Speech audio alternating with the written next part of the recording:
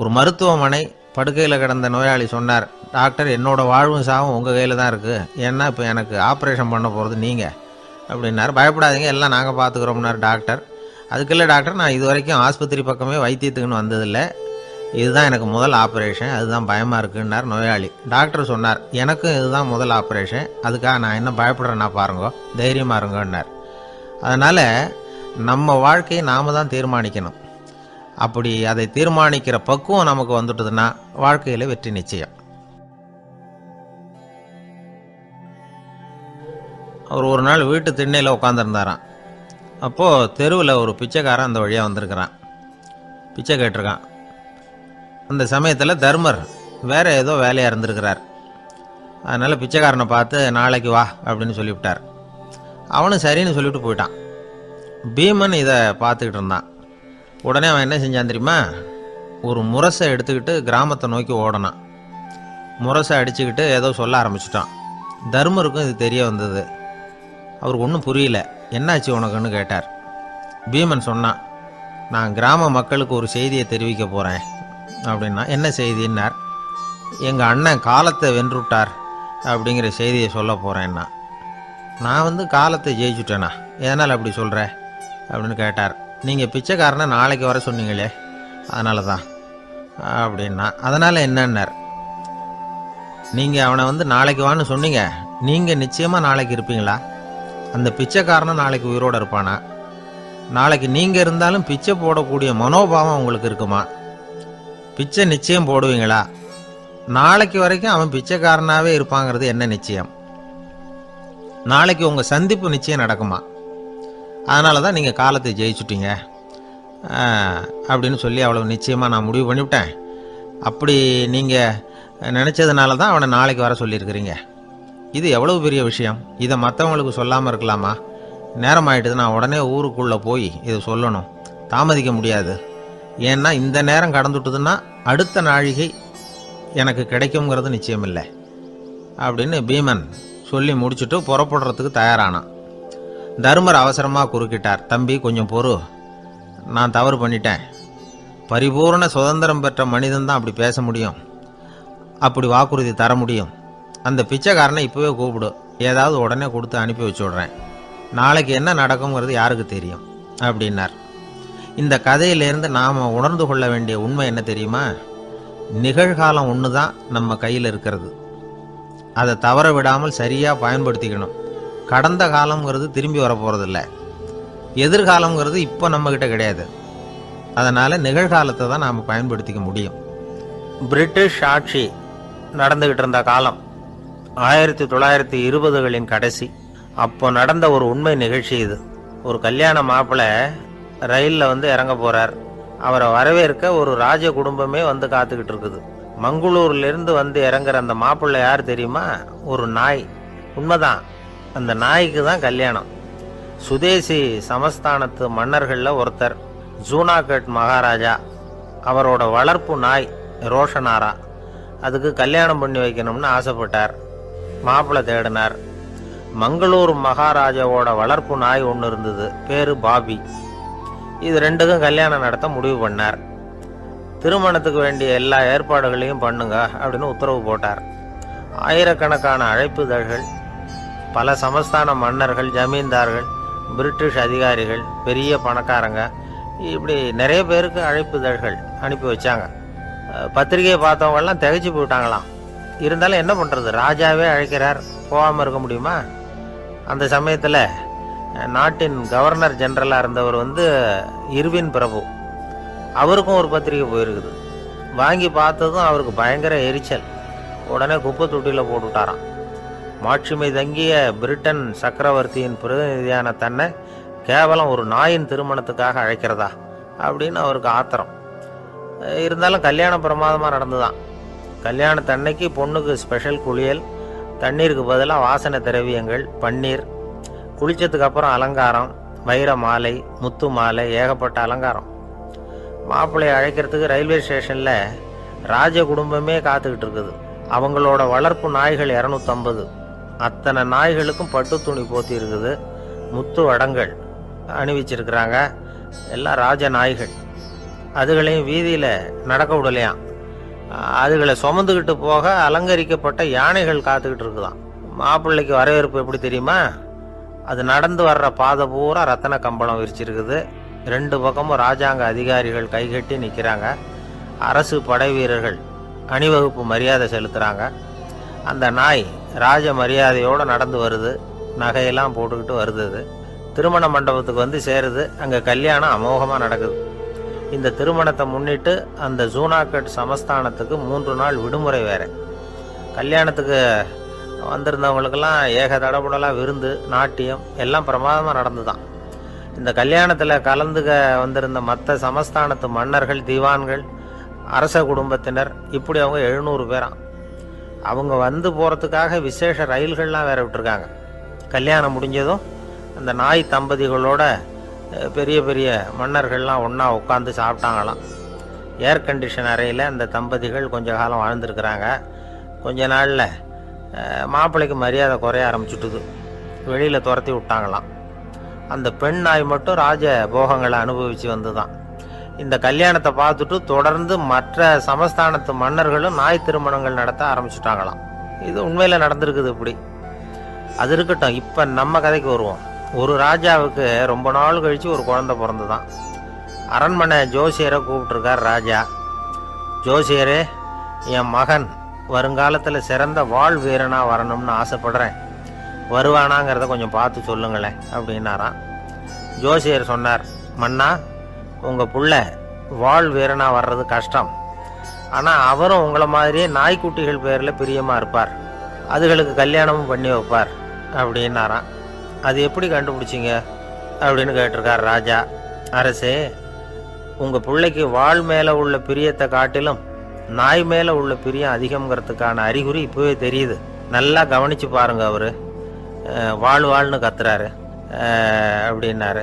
கவனித்து பார்த்துட்டு அப்படி எனக்கு காதில் விழலையே அப்படின்னாராம் மன்னர். அதனால தான் சொன்னேன், அவர் கத்துறது வாழ்னு கத்தலை, வள்ளுன்னு கத்திக்கிட்டு இருக்கார். அதனால தான் அப்படி சொன்னேன் அப்படின்னாராம் அரண்மனை ஜோசியர். ஒரு ஊரில் ஒரு சோதிடர் இருந்தார். அவர் எதிர்காலத்தை பற்றி அதிகமாக சொல்லிக்கிட்டு இருப்பார். அவருடைய சோதிடத்தை எப்படியாவது பொய்யாக்கி போடணும் அப்படின்னு சொல்லி 2 இளைஞர்கள் தீர்மானம் பண்ணிட்டாங்க. அதுக்காக ஒரு திட்டம் போட்டாங்க. அது குளிர்காலம். ஒரு இளைஞன் பெரிய கோட்டு ஒன்றை சட்டைக்கு மேலே போட்டுக்கிட்டான்.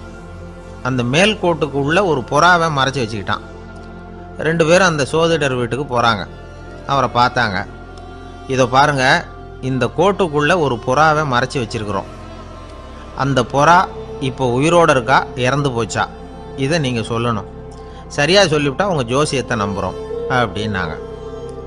இவங்க மனசுக்குள்ளே என்ன திட்டம்னா, புறா உயிரோடு இருக்குன்னு அவர் சொல்லிவிட்டார்னா அப்படியே கையால் அமைக்க அதை கொண்டுவிட வேண்டியது. புறா உயிரோடு இல்லைன்னு சொல்லிவிட்டார்னா அப்படியே உயிரோடு எடுத்து காட்டிவிட வேண்டியது. இதுதான் அந்த இளைஞர்களோட திட்டம். அவர் என்ன பதில் சொன்னாலும் அவர் சொல்கிறது பொய்ன்னு நிரூபணம் பண்ணிவிடலாம்ல. இதுதான் அவங்க நம்பிக்கை.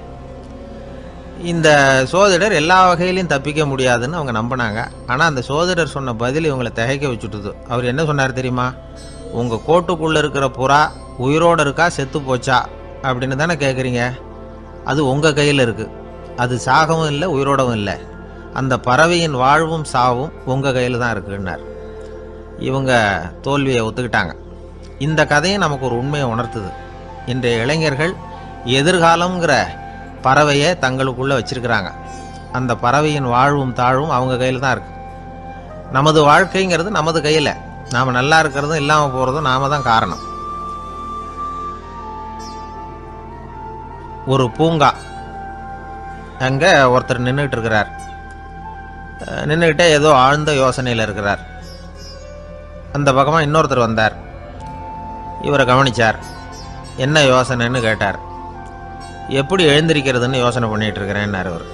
கேட்டவருக்கு ஒரு மாதிரி ஆயிட்டுது. ஏற்கனவே நின்றுக்கிட்டு இருக்கிற ஒருத்தர் எப்படி எழுந்திரிச்சு நிற்கிறதுன்னு யோசிக்கிறாருன்னா அது ஆச்சரியம் தானே. அதுக்கப்புறம் இவர் யோசிக்க ஆரம்பித்தார். என்ன இவர் இப்படி பேசுகிறாரு அப்படின்னு. கீழே விழுந்தால் தானே எழுந்திரிச்சு நிற்க முடியும். அதனால் எழுந்திரிக்கணும்னு நினைக்கிறவங்க முதல்ல கீழே விழணும். இவர் முதல்ல கீழே விழணும், அதுக்கப்புறம் தான் எழுந்திருக்கிறது எப்படின்னு சிந்திக்க முடியும். இந்த உலகத்தில் எல்லாருமே கீழே விழுந்து எழுந்தவர்கள் தான். இப்போ இந்த குழந்தை பருவத்தில் கீழே விழாமல் நடைபயில கற்றுக்கிட்டவங்க யாராவது உண்டா? சின்ன வயசில் ஒரு தடவை கூட கீழே விழலை சார், அப்படியே பிறந்தார் வளர்ந்தார் பெரியவர் ஆயிட்டார் அப்படின்னு யாரையும் சொல்ல முடியாது. அதனால் மனுஷங்கிறவன் விழுந்து புரண்டு எழுந்து தான் நடக்க கற்றுக்கிறான். ஒரு உண்மையை நாம் எல்லாரும் புரிஞ்சுக்கணும். இந்த உலகத்தில் தவறு செய்யாத மனிதர்களே யாரும் கிடையாது. அப்படி இருக்கிறப்போ எப்போதாவது நாம் தவறு பண்ணிவிட்டோம்னா அதுக்காக மனசு உடஞ்சி போயிடக்கூடாது, வாழ்க்கையில் வெறுப்பு வந்துடக்கூடாது. ஒரு தவறு நடந்துட்டுதா அதுக்காக மனசு உடஞ்சி போடாதீங்க, அதை ஒரு பாடமாக எடுத்துக்கங்க. அதே தவறு மறுபடியும் நடக்காமல் வேணும்னா பார்த்துக்கலாம், அது போதும். தடைக்கல்ல படிக்கல்லாம் மாற்றிக்கணும், இதுதான் இதில் முக்கியம். ஒரு அலுவலகம், அங்கே ஒரு அதிகாரி, அவர் உயர்ந்த பதவியில் இருந்தார், சிறந்த நிர்வாகின்னு பேர் வாங்கினவர். அவர் தனக்கு கீழே வேலை செய்கிறவங்க கிட்டெல்லாம் சொல்லுவாராம், இந்த நிறுவனத்தில் நீங்கள் எத்தனை தடவை வேணும்னாலும் தவறுகள் செய்யலாம், ஆனால் ஒரே விஷயம் என்னென்னா ஒரே தவறை மறுபடியும் செய்யக்கூடாது, அது முக்கியம் அப்படிம்பாராம். இதை மேம்போக்காக பார்த்தா அவர் ஏதோ தன்னுடைய ஊழியர்களை தவறு செய்ய தூண்டுறது மாதிரி தெரியும். ஆனால் உண்மை அப்படி இல்லை. இன்னைக்கு என்ன நடக்குது தெரியுமா? அநேகமாக எல்லா மனிதர்களுமே ஒரே தவறை தான் மறுபடியும் செய்கிறாங்க. விளையாட்டு வீரர்கள் ஒரே மாதிரியான தவறுகளை திரும்ப திரும்ப செய்கிறது உண்டு. கணக்கு எழுதுறவங்கள பாருங்க, ஒரே தப்பை மறுபடியும் செய்வாங்க. அலுவலகம் வருகிறவர்களை கவனிங்க, ஒரு நாள் தாமதமாக வந்தால் பரவாயில்ல, தினமும் தாமதமாக வருவாங்க. இது மாதிரி செய்த தவறையே திரும்ப திரும்ப செய்யறதுக்கு என்ன காரணம் அப்படின்னா, சோம்பல், ஞாபக மறதி, கவனக்குறைவு, தன்னுடைய திறமை பேரில் அளவுக்கு மீறிய நம்பிக்கை, இப்படி இதில் ஏதாவது ஒரு காரணமாக இருக்கலாம் அப்படிங்கிறாங்க இது பற்றி ஆய்வு செய்கிற வல்லுநர்கள். ஒரு தடவை செஞ்ச தவிர மறுபடியும் செய்கிறது இல்லைன்னு முடிவு செஞ்சுக்கிட்டு அதை செயல்படுத்த கற்றுக்கணும், அது போதும், வாழ்க்கை வெற்றிகரமாக அமையும் அப்படிங்கிறாங்க அந்த அனுபவசாலிகள். அதனால் வெற்றிகரமாக வாழ்க்கையில் நடைபோட விரும்பும் இளைஞர்கள் தவிர்க்க வேண்டியது என்னென்னா, முதல்ல சோம்பலை தவிருங்கள், சுறுசுறுப்பாக இயங்குங்கள் அப்படிங்கிறது அவங்க அறிவுரை. ரெண்டாவது ஞாபக மறதி, எந்த செயல்லையும் ஈடுபாடு வேணும், அக்கறை வேணும். மூணாவது கவனக்குறைவு, எதையும் அலட்சியப்படுத்தக்கூடாது. நாலாவது என்னால் முடியாதது எதுவுமே கிடையாது அப்படிங்கிற அளவுக்கு மீறிய நம்பிக்கை, அது ஆபத்தில் கொண்டு போய் விட்டுரும். அதனால் முதல் தவறு உங்களுக்கு ஒரு பாடமாக அமையணும். ஒரு மனிதர், அவர் தன்னுடைய 2 காதுலையும் கட்டு போட்டுக்கிட்டு வந்தார். அவருடைய நண்பர் அதை கவனிச்சுட்டார். என்ன சார் ஆச்சு, 2 காதுலையும் கட்டு போட்டுருக்கீங்களே அப்படின்னு விசாரித்தார். ஒன்றுமில்லை சார், வீட்டில் ரொம்ப ஆர்வமாக டிவியில் கிரிக்கெட் மேட்ச் பார்த்துக்கிட்டு இருந்தேன். அப்போது என்னுடைய மனைவி துணிகளுக்கு அயர்ன் பண்ணிக்கிட்டு இருந்தாங்க. அயர்ன் பாக்ஸை அப்படியே வச்சுட்டு அடுப்பங்கரைக்கு போயிட்டாங்க. அந்த சமயம் பார்த்து டெலிஃபோன் பண்ணி அடிச்சுது. அவசரமாக ஓடி போய் அதை எடுத்து காதில் வச்சேன். அப்போ தான் தெரியும் அது அயர்ன் பாக்ஸுங்கிற விஷயம். சூடாக இருந்ததா, சுட்டு விட்டுது அப்படின்னார். ஒரு காது சரி சார், 2 காதும் ஏன் அப்படி ஆச்சு அப்படின்னு கேட்டார். அதே ஆள் மறுபடியும் ஃபோன் பண்ணான் சார் அப்படின்னார் இவர் எவ்வளோ தூரம் யோசிச்சிருப்பார் பாருங்க. அதனால் ஒரு தவறு மறுபடியும் நடக்கக்கூடாது, முதல் தவறு உங்களுக்கு ஒரு பாடமாக அமையட்டும் அப்படிங்கிறது தான் இதிலிருந்து நாம் தெரிந்து கொள்ள வேண்டிய கருத்து. அதனால் தவறுகள் அதெல்லாம் தடைக்கெல்லாம் நினைக்க வேண்டாம், படிக்கெல்லாம் நினைப்போம். அப்படி நினைச்சோம்னா வாழ்க்கையில் வெற்றி நிச்சயம். கொஞ்சம் தூரத்தில் நாம் நிற்கிறோம், எட்டத்தில் இருந்துக்கிட்டு அவரை கவனிக்கிறோம். அவர் ஃபோனில் பேசுகிறத, அவர் பேசுகிற வார்த்தைகள் என்ன அப்படிங்கிறது நம்ம காதில் விழலை. ஆனாலும் அவர் பேசிக்கிட்டு இருக்கிறது நல்ல செய்தியா கெட்ட செய்தியா அப்படிங்கிறத நம்மளால் யூகிக்க முடியும். மகிழ்ச்சியான செய்தியை பேசும்போது முகம் மலருது, புன்னகை பூக்குது. இதில் ஒன்று நீங்கள் கவனிக்கணும், தொலைபேசியில் நாம் பேசுகிறப்போ நம்மோட பேசுகிறவர் எதிரில் இல்லை. அவர் தொலைபேசி வழியாக நம்ம குரலை மட்டும்தான் கேட்க போகிறார், நம்ம முகத்தை அவர் பார்க்க போகிறதில்ல. அப்படி இருந்தும் அப்போ நம்ம முகம் ஏன் மலரணும் அப்படின்னா, இதுதான் உடல் மொழி, பாடி லாங்குவேஜ் அப்படின்னு சொல்கிறாங்க. நம்ம அறியாமலேயே நம்ம உடம்பு செய்திகளை தெரிவிக்குது பாருங்கள், அதுதான் உடல் மொழி. ஒரு மனிதர் தொலைபேசியில் பேசிக்கிட்டு இருக்கிறத நீங்கள் தூரத்திலிருந்து கவனிச்சுக்கிட்டே அவர் நண்பரோட பேசுகிறாரா, மனைவியோட பேசுகிறாரா, குழந்தையோட பேசுகிறாரா, இல்லை மேலதிகாரிகிட்ட பேசுகிறாரா, அல்லது அவருக்கு கீழே பணிபுரிகிறவர்கள்கிட்ட பேசுகிறாரா அப்படிங்கிறத கண்டுபிடிக்கலாம். அதுக்கு காரணம் அவருடைய உடல் மொழி. இந்த உடல் மொழி கூட நம்ம வாழ்க்கையின் முன்னேற்றத்துக்கு பயன்படும். இதை பற்றியெல்லாம் கூட சில நிபுணர்கள் ஆராய்ச்சி பண்ணி பார்த்துருக்குறாங்க. அவங்க சில விவரங்களை சொல்கிறாங்க. குறிப்பாக ஒருத்தர் தன்னுடைய நாற்காலியில் கிட்டத்தட்ட படுத்துக்காத குறையாக உட்காந்துருக்கிறாருன்னு வச்சுக்கோங்க, எதிர இருக்கிறவர் பேசுறது அவருக்கு பிடிக்கலன்னு அர்த்தமா. தலையை சொரிஞ்சிக்கிறது, வேறு வேறு திசைகளில் பார்க்குறது, கொட்டாவி விடுறது, கால்களை மாற்றி போட்டு உட்கார்றது, களைப்பா கை விரல்களை அப்படியே பின்னிக்கிறது, அடிக்கடி கடிகாரத்தை பார்க்குறது, இப்படிலாம் ஒருத்தர் பண்ணிக்கிட்டு இருக்கிறாருன்னா நாம் கூடிய சீக்கிரம் அந்த இடத்த விட்டு எழுந்திரிச்சு வந்துடுறது நல்லது. ஏன்னா இதெல்லாம் அவருடைய சலிப்பு, சோர்வு, ஆர்வமின்மை இதுக்கு அடையாளங்கள். நம்முடைய பேச்சு அவரை சலிப்படைய வச்சுட்டுதுன்னு அர்த்தம். அவர் ரொம்பவும் சோர்ந்து போயிட்டாருன்னு பொருள். நம்முடைய பேச்சில் அவருக்கு ஆர்வம் இல்லைன்னு அர்த்தம். அதே நேரத்தில் நாற்காலியின் நுனியில் அமர்ந்து உடலை முன்னுக்கு நகர்த்தி எதிர இருக்கிறவரின் கண்களை பார்த்துக்கிட்டே பேசினாலும் சரி அல்லது பேச்சை கேட்டாலும் சரி, உங்கள் பேரில் மற்றவங்களுக்கு உள்ள பிடிப்பு அதிகரிக்கும். நாம் எப்படிப்பட்டவருங்கிறத நம்ம உடம்பும் நடை உடை பாவனையும் அடுத்தவங்களுக்கு காட்டி கொடுத்துரும். உங்கள் உடம்பு, உங்கள் பார்வை, நடை, உட்கார்ற விதம், இதை வச்சுக்கிட்டே நீங்கள் பொறுப்புள்ளவரா, முரடரா, அலட்சியமானவரா, மரியாதை தெரிஞ்சவரா, அடக்கமானவரா, நம்பிக்கைக்கு உரியவரா, நாணயம் இல்லாதவரா, பயந்தவரா, திறமைசாலியா, அப்பாவியா அப்படிங்கிறதையெல்லாம் கண்டுபிடிச்சிடலாம். அதனால் இந்த உடல் மொழியை புரிஞ்சுக்கிட்டு நம்மளை கொஞ்சம் சரிப்படுத்திக்கிட்டோம்னா வாழ்க்கையில் சுலபமாக பல காரியங்களை சாதிக்க முடியும். ஒரு மனநல மருத்துவமனை, அங்கே ஒருத்தர் ஒரு நாற்காலியில் உட்காந்துக்கிட்டு கார் ஓட்டுறது மாதிரி அப்படி பாவனை பண்ணிகிட்டு இருந்தார். ஸ்டேரிங்கை திருப்புறது மாதிரி, பின்னாடி வர்ற வண்டியை நிற்க சொல்கிறது மாதிரி, அப்புறம் இவர் ஒதுங்கிக்கிட்டு அவருக்கு வழி விடுறது மாதிரி, இப்படிலாம் சேட்டைகள் பண்ணிக்கிட்டு இருந்தார் மனநல மருத்துவமனையில்.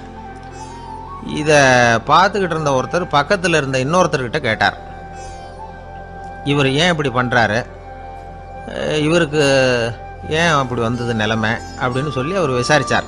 அப்போ அவர் விவரம் சொன்னார். வேறு ஒன்றும் இல்லைங்க, இவருக்கு கார் ஓட்டணும்னு ஆசை ரொம்ப காலமாக, அது நிறைவேறாமல் போயிட்டுது. அதுக்கப்புறம் அவர் மனநோயாளியை மாறிட்டார். இங்கே அழைச்சிட்டு வந்தாங்க. இங்கே அழைச்சிட்டு வந்ததுலேருந்து அப்படி தான் பண்ணிகிட்டு இருக்கிறார். அப்போ கார் ஓட்டுறது மாதிரிலாம் பாவனை பண்ணிகிட்டு இருப்பார், திருப்புறது மாதிரி பண்ணுவார், பின்னாடி வர்றவங்களுக்கு இடம் விடுவார், இப்படிலாம் செய்கிறார் அப்படின்னு விவரம் சொன்னாங்க. நீங்கள் சொல்லப்படாதா, இப்போ நீங்கள் கார் ஓட்டலை, வெறும் நாற்காலியில் தான் உட்காந்துருக்குறீங்க அப்படின்னு நீங்கள் சொல்லப்படாதா அவருக்கு அப்படின்னு கேட்டாங்க. அது முடியாதுங்க, ஏன்னா அந்த காரை கழுவுறதுக்காக அவர் தினமும் எனக்கு 10 ரூபா கொடுத்துக்கிட்டு இருக்கிறார் அப்படின்னாராம் அங்கே வேலை செஞ்சுக்கிட்டு இருந்த ஒருத்தர். அதனால் வாழ்க்கையில் நாம் இந்த உடல் மொழியை புரிஞ்சுக்கணும். உடல் மொழிங்கிறது இப்போ ஆரம்பத்தில் சொன்னது மாதிரி அந்த தொலைபேசியில் பேசுகிறவங்கள தூரத்திலேருந்து பார்த்தாவே அவர் யாருக்கிட்ட பேசுகிறார், என்ன பேசுகிறாருன்னு தெரியும். நம்ம முகத்தை நல்லா வச்சுக்கணும். உடல் மொழியை நம்ம புரிஞ்சுக்கிட்டு பயன்படுத்த ஆரம்பித்தோம்னா எந்த முயற்சி பண்ணினாலும் அதில் வெற்றி நிச்சயம். எப்படி தெரியுமா? குருகுல வாசம் செஞ்சு படிக்கணும். ஆசிரியருங்கிறவர் ஆசிரமத்தில் இருப்பார். அங்கே போய் அவருக்கு தொண்டுகள் செய்யணும். துணிகள்லாம் துவைச்சி போடணும். தூங்கும்போது காலை பிடிச்சி விடணும். புழுக்கமாக இருந்தால் விசிறி மட்டை எடுத்து விசிறணும். அப்படியே அப்பப்போ அவர் சொல்லிக் கொடுக்குற பாடத்தையும் கற்றுக்கணும். அவர் சொல்லிக் கொடுக்குற பாடங்களை ஓலைச்சுவடிகளில் எழுதிக்கணும். இதுதான் குருகுல வாசம்ங்கிறது. இப்போ மாதிரிலாம் கிடையாது. ஆக குருகுல வாசம்ங்கிறது மனசையும் பண்படுத்தும், அறிவையும் பண்படுத்தும். அப்படி ஒரு பயிற்சி அது. அந்த காலத்தில் பஞ்சபாண்டவர்கள் ஒரு குருகுலத்தில் படிக்க போனாங்களாம். ஏற்கனவே அங்கே ஒரு 15 பேர் இருந்திருக்கிறாங்க. இவங்களையும் சேர்த்து மொத்தம் 20 பேர். எல்லாரும் ரொம்ப ஆர்வத்தோடு அங்கே தங்கி படிச்சுக்கிட்டு இருக்கிறாங்க. 2 வருஷம் ஓடி போச்சு. எல்லாரும் ஊருக்கு திரும்ப வேண்டிய நேரம். ஆசிரியர் ஒவ்வொருத்தராக கூப்பிட்டார். இது வரைக்கும் என்ன கற்றுக்கிட்ட அப்படின்னு கேட்டார். அவங்க தாங்கள் எழுதி வச்சுருந்ததை சொன்னாங்க, கற்றுக்கிட்டதை சொன்னாங்க. அங்கே படிக்க வந்தவங்க எல்லாருமே புத்திசாலிகள். அது மட்டும் இல்லை, பல பேர் அரச குடும்பத்தை சேர்ந்தவங்க, இளவரசர்களாக வேற இருக்கிறவங்க. அதனால் அவங்கக்கிட்ட அபாரமான கல்வி அறிவை எதிர்பார்த்தார். ஒருத்தன் தான் எழுதி வச்சிருந்த சரித்திர பாடம் பூராவையும் படித்து காட்டினான். இன்னொருத்தன் தான் எழுதி வச்சிருந்த பூகோள பாடம் பூராவையும் படித்து காட்டினான். இப்படி ஒவ்வொருத்தராக அவங்க படித்தது என்னங்கிறத படித்து காட்டிவிட்டு போனாங்க. கடைசியாக தர்மர் வந்தார். பேசாமல் நிற்கிறார். தன் கையில் இருந்த ஓலைச்சுவடி கேட்டால் அவர் பிரிக்கவே இல்லை. ஆசிரியர் இவர்கிட்ட தான் அதிகமாக எதிர்பார்த்தார். ஆனால் இவரோ பேசாமல் நின்றுட்டு இருக்கிறார்.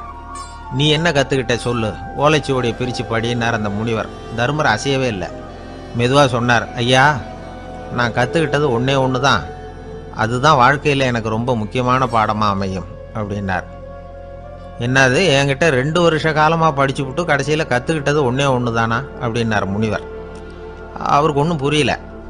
மற்ற மாணவர்களை விட இவர் பண்புகளில் உயர்ந்தவர், அறிவில் சிறந்தவர், வயசில் முதிர்ந்தவர். இவரே இப்படி சொன்னால் மற்றவங்க நிலைமை என்னத்துக்கு ஆறுது? அவங்க ரொம்பவும் கெட்டு போயிடுவாங்களே அப்படின்னு அவர் யோசனை பண்ணார். தர்மா, நல்லா யோசனை பண்ணி பதில் சொல்லு. 2 வருஷமாக நீ கற்றுக்கிட்டது என்ன அப்படின்னு தானே நான் கேட்குறேன். அதை கொஞ்சம் யோசனை பண்ணி சொல்லுன்னார் முனிவர் கொஞ்சம் கோபமாக. தர்மர் முகத்தில் எந்த மாறுதலுமே இல்லை. இல்லையா, 2 வருஷமாக நான் கற்றுக்கிட்ட முக்கியமான பாடம் ஒன்று தான்னார். இப்போ அந்த முனிவருக்கு கோபம் அதிகமாக வந்துடுது. ஏன்பா, உனக்கு வெக்கமா இல்லையா? உன்னை விட வயசில் குறைஞ்சவங்க எவ்வளவு பாடம் கற்றுக்கிட்டு இருக்கிறாங்க, எவ்வளவு விரிவாக அவங்க படித்து காட்டினாங்க. நீயும் கூட நிறைய குறித்து வச்சிருக்கிற போல இருக்க, அதை ஏன் பிரித்து படிக்கக்கூடாது அப்படின்னார். ஐயா, நான் சொல்கிறது உங்களுக்கு ஏமாற்றமாக இருந்தால் என்னை மன்னிக்கணும். நான் ரொம்ப முக்கியமாக கற்றுக்கிட்டு இருக்கிறது ஒன்று தான், மற்ற எதையும் சொல்கிறதுக்கு விரும்பலேன்னார். மாணவர்கள்லாம் சிரிச்சுட்டாங்க. முனிவருக்கு கோபம் அளவுக்கு மீறி வந்துட்டு ஓங்கி அரைஞ்சி விட்டார் தர்மரை அவர் கன்னத்தில். தர்மர் கண்ணை செவந்து போட்டுது, கண்கள் கலங்கி போச்சு. ஆனாலும் அவர் அமைதியை இழக்கலை, தலை குனிஞ்சு நிற்கிறார். இவருடைய பிடிவாதம் முனிவருக்கு இன்னும் ஆத்திரத்தை உண்டாக்கி விட்டது. இன்னொரு கண்ணத்திலே அரைஞ்சார். எல்லாரும் பயந்து போய் அமைதியாக நின்றுட்டு இருக்கிறாங்க. முனிவர் கத்துறார், அப்படி நீ கற்றுக்கிட்ட அந்த முக்கியமான பாடம் தான் என்ன, அதையாவது சொல்லு அப்படின்னார். ஐயா, அதை மட்டும் ஒரு ஓலைச்சுவடியில் தனியாக குறித்து வச்சுருக்கிறேன், இந்தாங்க, இதை நீங்களே படித்து பாருங்கன்னார். தர்மர் ஓலைச்சுவடியை நீட்டினார். முனிவர் அதை வாங்கி பிரித்தார், சத்தம் போட்டு படித்தார். என்ன எழுதியிருக்காருன்னா, எப்படிப்பட்ட சோதனை ஏற்பட்டாலும் நிதானம் இழந்து கோபத்துக்கு ஆளாகக்கூடாது அப்படின்னு. இதுதான் அந்த ஓலைச்சுவடியில் அவர் எழுதி வச்சுருந்தது. அந்த ஒரு கணத்திலேயே முனிவரும் எல்லா மாணவர்களும் தர்மரை புரிஞ்சுக்கிட்டாங்களாம். அவர் கற்றுக்கிட்டது ஏட்டு சுரக்காய் இல்லை, வாழ்க்கையில் பயன்படக்கூடிய முக்கியமான அனுபவ பாடம். முனிவர் கண்களில் கண்ணீர். தர்மரை அன்போடு கட்டி தழுவிக்கிட்டார். அப்புறம் சொன்னார், தர்மா, என்னை மன்னிச்சிரு, நீ மாணவன் இல்லை, ஆசிரியன். நான் இதுவரைக்கும் தெரிஞ்சிக்காத அனுபவ பாடத்தை நீ இப்போ எனக்கு கற்றுக் கொடுத்துட்ட அப்படின்னு சொன்னாராம். அதனால் நிதானம் தவறக்கூடாதுங்கிறது ரொம்ப முக்கியமான ஒரு செய்தி. ஒரு ஆசிரியர் மாணவனை ஒரு கன்னத்தில் ஓங்கி அரைஞ்சுட்டார். இவன் நிதானம் தவறல, அமைதியாக நின்றுக்கிட்டு இருந்தான்.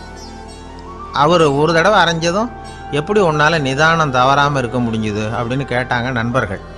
அவன் சொன்னான், நான் நிதானம் தவறி இருந்தா எங்கள் வாத்தியார் இன்னொரு கன்னத்துலேயும் அரைஞ்சிருப்பார், அது அதை விட பலமாக இருக்கும், அதனால தான் நான் அப்படி இருந்தேன் அப்படின்னு நானான். ஆக நாம் தெரிந்து கொள்ள வேண்டியது, வாழ்க்கையில் நிதானம் தவறாமல் இருக்க வேண்டும். அதுதான் வெற்றியின் ரகசியம். ஒரு நண்பர்கிட்ட பேசிக்கிட்டு இருந்தேன். அவருடைய உறவினர் ஒருத்தர் ஒரு நேர்முக தேர்வுக்கு போயிருந்தாராம், இன்டர்வியூவுக்கு. ரொம்பவும் பொறுப்பாகவும் கவனமாகவும் செயல்பட வேண்டிய பதவிக்கான நேர்காணல் அது. இவர் எழுத்து தேர்வில் ஏராளமான மதிப்பெண்கள் வாங்கிவிட்டார். அதனால் அதை பற்றி கவலை இல்லை. இப்போ நேர்முக தேர்வில் தேர்வு பெறணும். ஏராளமான சான்றிதழ்கள் வச்சிருந்தார். நேர்காணலில் கேட்கப்பட்ட எல்லா கேள்விகளுக்கும் சரியான பதில் தான் சொன்னார். இருந்தாலும் பாருங்கள், அந்த நேர்முக தேர்வில் அவர் தேர்ந்தெடுக்கப்படலை. என்ன காரணம் அப்படின்னு பின்னாடி விசாரித்தப்போ தான் விவரம் தெரிஞ்சுதான். அது என்ன ஆயிருக்குதுன்னா, அந்த நேர்காணலின் போது இவர் நடந்துக்கிட்ட முறையில் சில தவறுகள் நடந்து போச்சான். முக்கியமாக 2 தவறுகள். ஒன்று, அவங்க ஒரு கேள்வியை கேட்டு முடிக்கிறதுக்குள்ளேயே இவர் பதில் சொல்ல ஆரம்பிச்சுட்டாராம். 2வது என்னென்னா, இவர் நாற்காலியில் தாராளமாக இயல்பாக சாஞ்சி உட்காராம நாற்காலி முனையில் உட்காந்துருந்தாராம். இந்த 2 விதமான செயல்பாடுகளும் இவர் அவசரப்படுறவர், பதற்றப்படுறவர் அப்படிங்கிறதுக்கான அடையாளங்கள். அதாவது கேள்வியை கேட்டு முடிக்கிறதுக்குள்ளேயே முந்திக்கிட்டு பதில் சொல்கிறது. 2வது, நாற்காலியில் இயல்பாக தாராளமாக உட்காராம நாற்காலி முனையில் உட்கார்றது. பார்க்க போகிற வேலைக்கு அவசரம், பதற்றம் இது 2 இருக்கக்கூடாதான். அதனால் மார்க் இருந்தும் சர்டிஃபிகேட் இருந்தும் அந்த வேலை வாய்ப்பு அவருக்கு கிடைக்கல. வேலை கொடுக்குறவங்க நம்மக்கிட்ட இருந்து என்ன தான் எதிர்பார்க்குறாங்க, இதை தெரிஞ்சு வச்சுக்கிறது நல்லது. முதல்ல, மற்றவர்களுடன் தொடர்பு கொள்ளும் திறமை, அதாவது எபிலிட்டி டு கம்யூனிகேட்.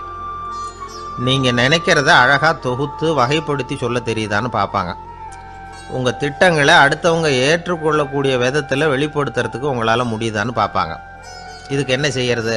குழப்பம் இல்லாமல் சிந்திக்கணும், குழப்பம் இல்லாமல் பேசணும். ரெண்டாவது விஷயம் என்னன்னா புத்திசாலித்தனம், அதாவது இன்டெலிஜென்ஸ். ஏற்றுக்க போகிற வேலையை நல்ல விதமாக செய்ய முடியுமா உங்களால், அதை எந்தெந்த வழியில் செய்யலாம் அப்படிங்கிறத உங்களால் தீர்மானிக்க முடியுமா, அந்த வேலைக்கான புது புது யோசனைகளை உங்களால் சொல்ல முடியுமா அப்படின்னு பார்ப்பாங்க. இது இன்டெலிஜென்ஸ். மூணாவது தன்னம்பிக்கை, அதாவது செல்ஃப் கான்ஃபிடென்ஸ். உங்களுக்கு அது உண்டா அப்படிங்கிறத கவனிப்பாங்க.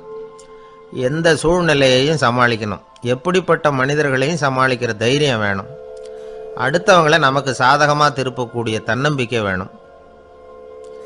நாலாவது பொறுப்புகளை முன்வந்து ஏற்றுக்கொள்ளுதல், வில்லிங்னஸ் டு அக்செப்ட் ரெஸ்பான்சிபிலிட்டி. பொறுப்புகள்லேருந்து நழுவி போக ஆசைப்படாமல் செஞ்சு முடிக்கணும். அஞ்சாவது முன் வருதல், இனிஷியேட்டிவ். வேலையோட முக்கியத்துவம் உணர்ந்து அதை ஏற்றுக்கிட்டு தகுந்த நடவடிக்கைகளை தயங்காமல் எடுக்கிறதுக்கு முன் வரணும். ஆறாவது என்னன்னு கேட்டிங்கன்னா தலைமைத்துவம், லீடர்ஷிப். 4 பேருக்கு தலைமை தாங்கி நல்ல விதத்தில் நடந்துக்க தெரியுதா. ஏழாவது கற்பனை திறன், இமேஜினேஷன். சில பிரச்சனைகள் வரக்கூடும் அப்படின்னு முன்கூட்டியே யூகிச்சு அதுக்கு தகுந்த மாதிரி நடவடிக்கை எடுக்கிற திறமை உண்டா அப்படிங்கிறத பார்ப்பாங்க. எட்டாவது என்னன்னா வளைந்து கொடுத்தல், ஃப்ளெக்சிபிலிட்டி. சூழ்நிலைக்கு தகுந்த மாதிரி, மாற்றங்களுக்கு தகுந்த மாதிரி அனுசரித்து நடந்துக்கிறதுக்கு தெரியுதா அவங்களுக்கு அப்படிங்கிறத கவனிப்பாங்க. அடுத்தது திறமைகளை வெளிக்கொணரும் திறமை, இன்டர்பர்சனல் ஸ்கில்ஸ். அடுத்தவங்க கிட்ட இருக்கிற திறமையை கண்டுபிடிச்சி அதை நல்ல விதத்தில் ஊக்கப்படுத்தி பயன்படுத்த தெரியுதா அப்படின்னு பார்ப்பாங்க. ஆறாவது சுய அறிவு, செல்ஃப் நாலெட்ஜ். அடுத்தவங்க நம்மளை பற்றி என்ன நினைக்கிறாங்க அப்படிங்கிறத நம்மளால் புரிஞ்சிக்க முடியுதாங்கிறது முக்கியம். அடுத்தது போட்டி மனப்பான்மை, காம்படிட்டிவ்னஸ். அடுத்தவங்களை ஒப்பிட்டு பார்த்து அதை விட ஒரு படி மேலே வரணுங்கிற குணம் வேணும். இதுக்கு அடுத்தது என்னென்னா குறிக்கோளை வெல்லுதல், கோல் அச்சீவ்மெண்ட். குறிக்கோளை சவாலாக எடுத்துக்கிட்டு அதை அடையணும். அப்புறம் வேறுபட்ட திறமைகள், ஒகேஷனல் ஸ்கில்ஸ். பதவிக்கு வேண்டிய திறமைகள் தவிர மற்ற திறமைகள் எதுவும் உண்டாங்கிறது முக்கியம். நமக்கு வேலை கொடுக்கணும்னு நினைக்கிறவங்க நம்மக்கிட்ட இருந்து இவ்வளவும் எதிர்பார்ப்பாங்க. அதுக்கு தகுந்த மாதிரி நம்மளை நாமே தயார்படுத்திக்கணும். எனக்கு வேண்டப்பட்ட ஒருத்தர் ஒரு இன்டர்வியூவுக்கு போயிட்டு வந்தார், நேர்காணலுக்கு. எப்படி இருந்தது இன்டர்வியூன்னு விசாரித்தேன். நான் போனேன். அவர் கேட்ட எல்லா கேள்விக்கும் அவர் எதிர்பார்த்தது மாதிரியே எல்லா பதிலையும் சொன்னேன். கடைசியாக நான் எதிர்பார்க்காத ஒரு தகவலை அவர் சொன்னார் அப்படின்னார். என்னன்னு கேட்டேன். அவரும் என்ன மாதிரியே இன்டர்வியூக்கு வந்தவர் தானா, சும்மா என்ன கேள்வி கேட்டுக்கிட்டு உட்காந்துருந்தாராம் அப்படின்னார்.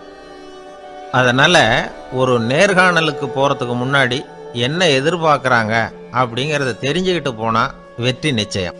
வாழ்க்கையில் ரொம்பவும் அடிபட்டு அல்லல் போட்டுக்கிட்டு இருக்கிற ஒருத்தர் வந்தார். மனசு ரொம்பவும் நொந்து போய் பேசினார்.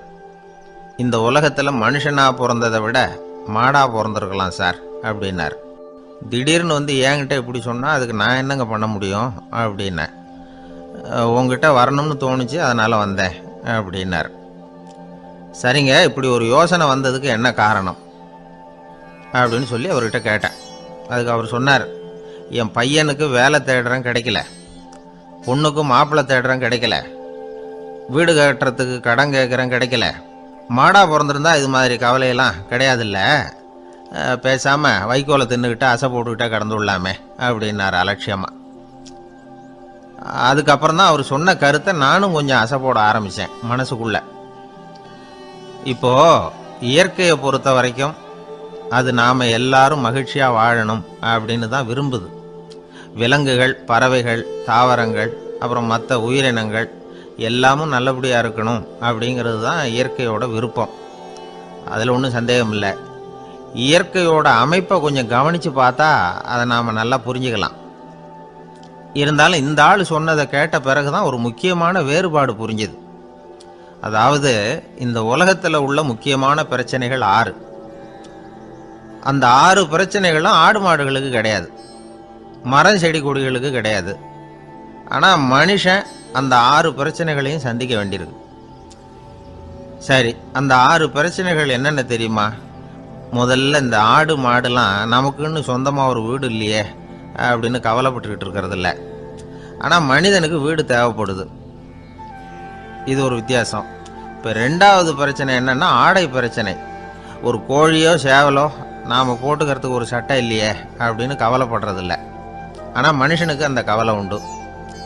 சரி, இப்போ 3வது என்னன்னு பார்த்தா கல்வி பிரச்சனை. ஒரு பசுமாடு கவலையோடு நின்றுக்கிட்டு இருக்கு அப்படின்னு வச்சுக்குவோம். நீங்கள் அதுக்கிட்ட போய் ஏன் பசுமாடை கவலையோடு நின்றுக்கிட்டு இருக்கிற அப்படின்னு கேட்குறீங்க. என் கண்ணுக்குட்டிக்கு எல்கேஜியில் இடம் கிடைக்கல, டொனேஷன் கொடுக்கறதுக்கு கையில் பணமும் கிடையாது, சிபாரிசுக்கு யாரை பிடிக்கிறதுன்னு தெரியல, இப்படியா சொல்லிகிட்டு இருக்கோம். அதுக்கு அந்த கவலையெல்லாம் கிடையாது. ஆனால் மனிதனுக்கு அந்த கவலை உண்டு. 4வது என்னன்னு பார்த்தீங்கன்னா வேலைவாய்ப்பு பிரச்சனை.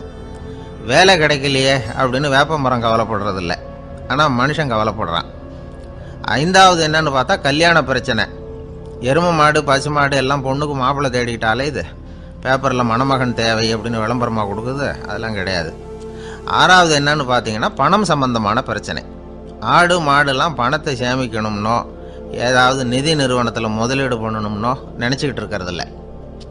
பணத்தை எப்படி காப்பாற்றுறது அப்படிங்கிற கவலையும் அதுகளுக்கு கிடையாது. குதிரை குளம்போடு பிறக்குது, அதனால் அது காடு மேடெல்லாம் கவலை இல்லாமல் தெரியலாம்.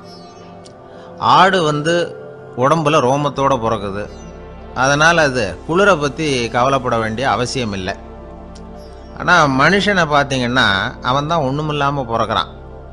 ஏன் இந்த பாகுபாடு அப்படின்னு கேட்டால் இதை பற்றி கொஞ்சம் சிந்திச்சு பார்க்கணும். அதாவது இந்த சந்தேகத்தை ஒரு பெரியவர்கிட்டையும் கேட்டேன், அவர் சொன்னார் இதுக்கு பதில். அவர் இதே கேள்வியை இயற்கை கிட்ட கேட்டாராம்.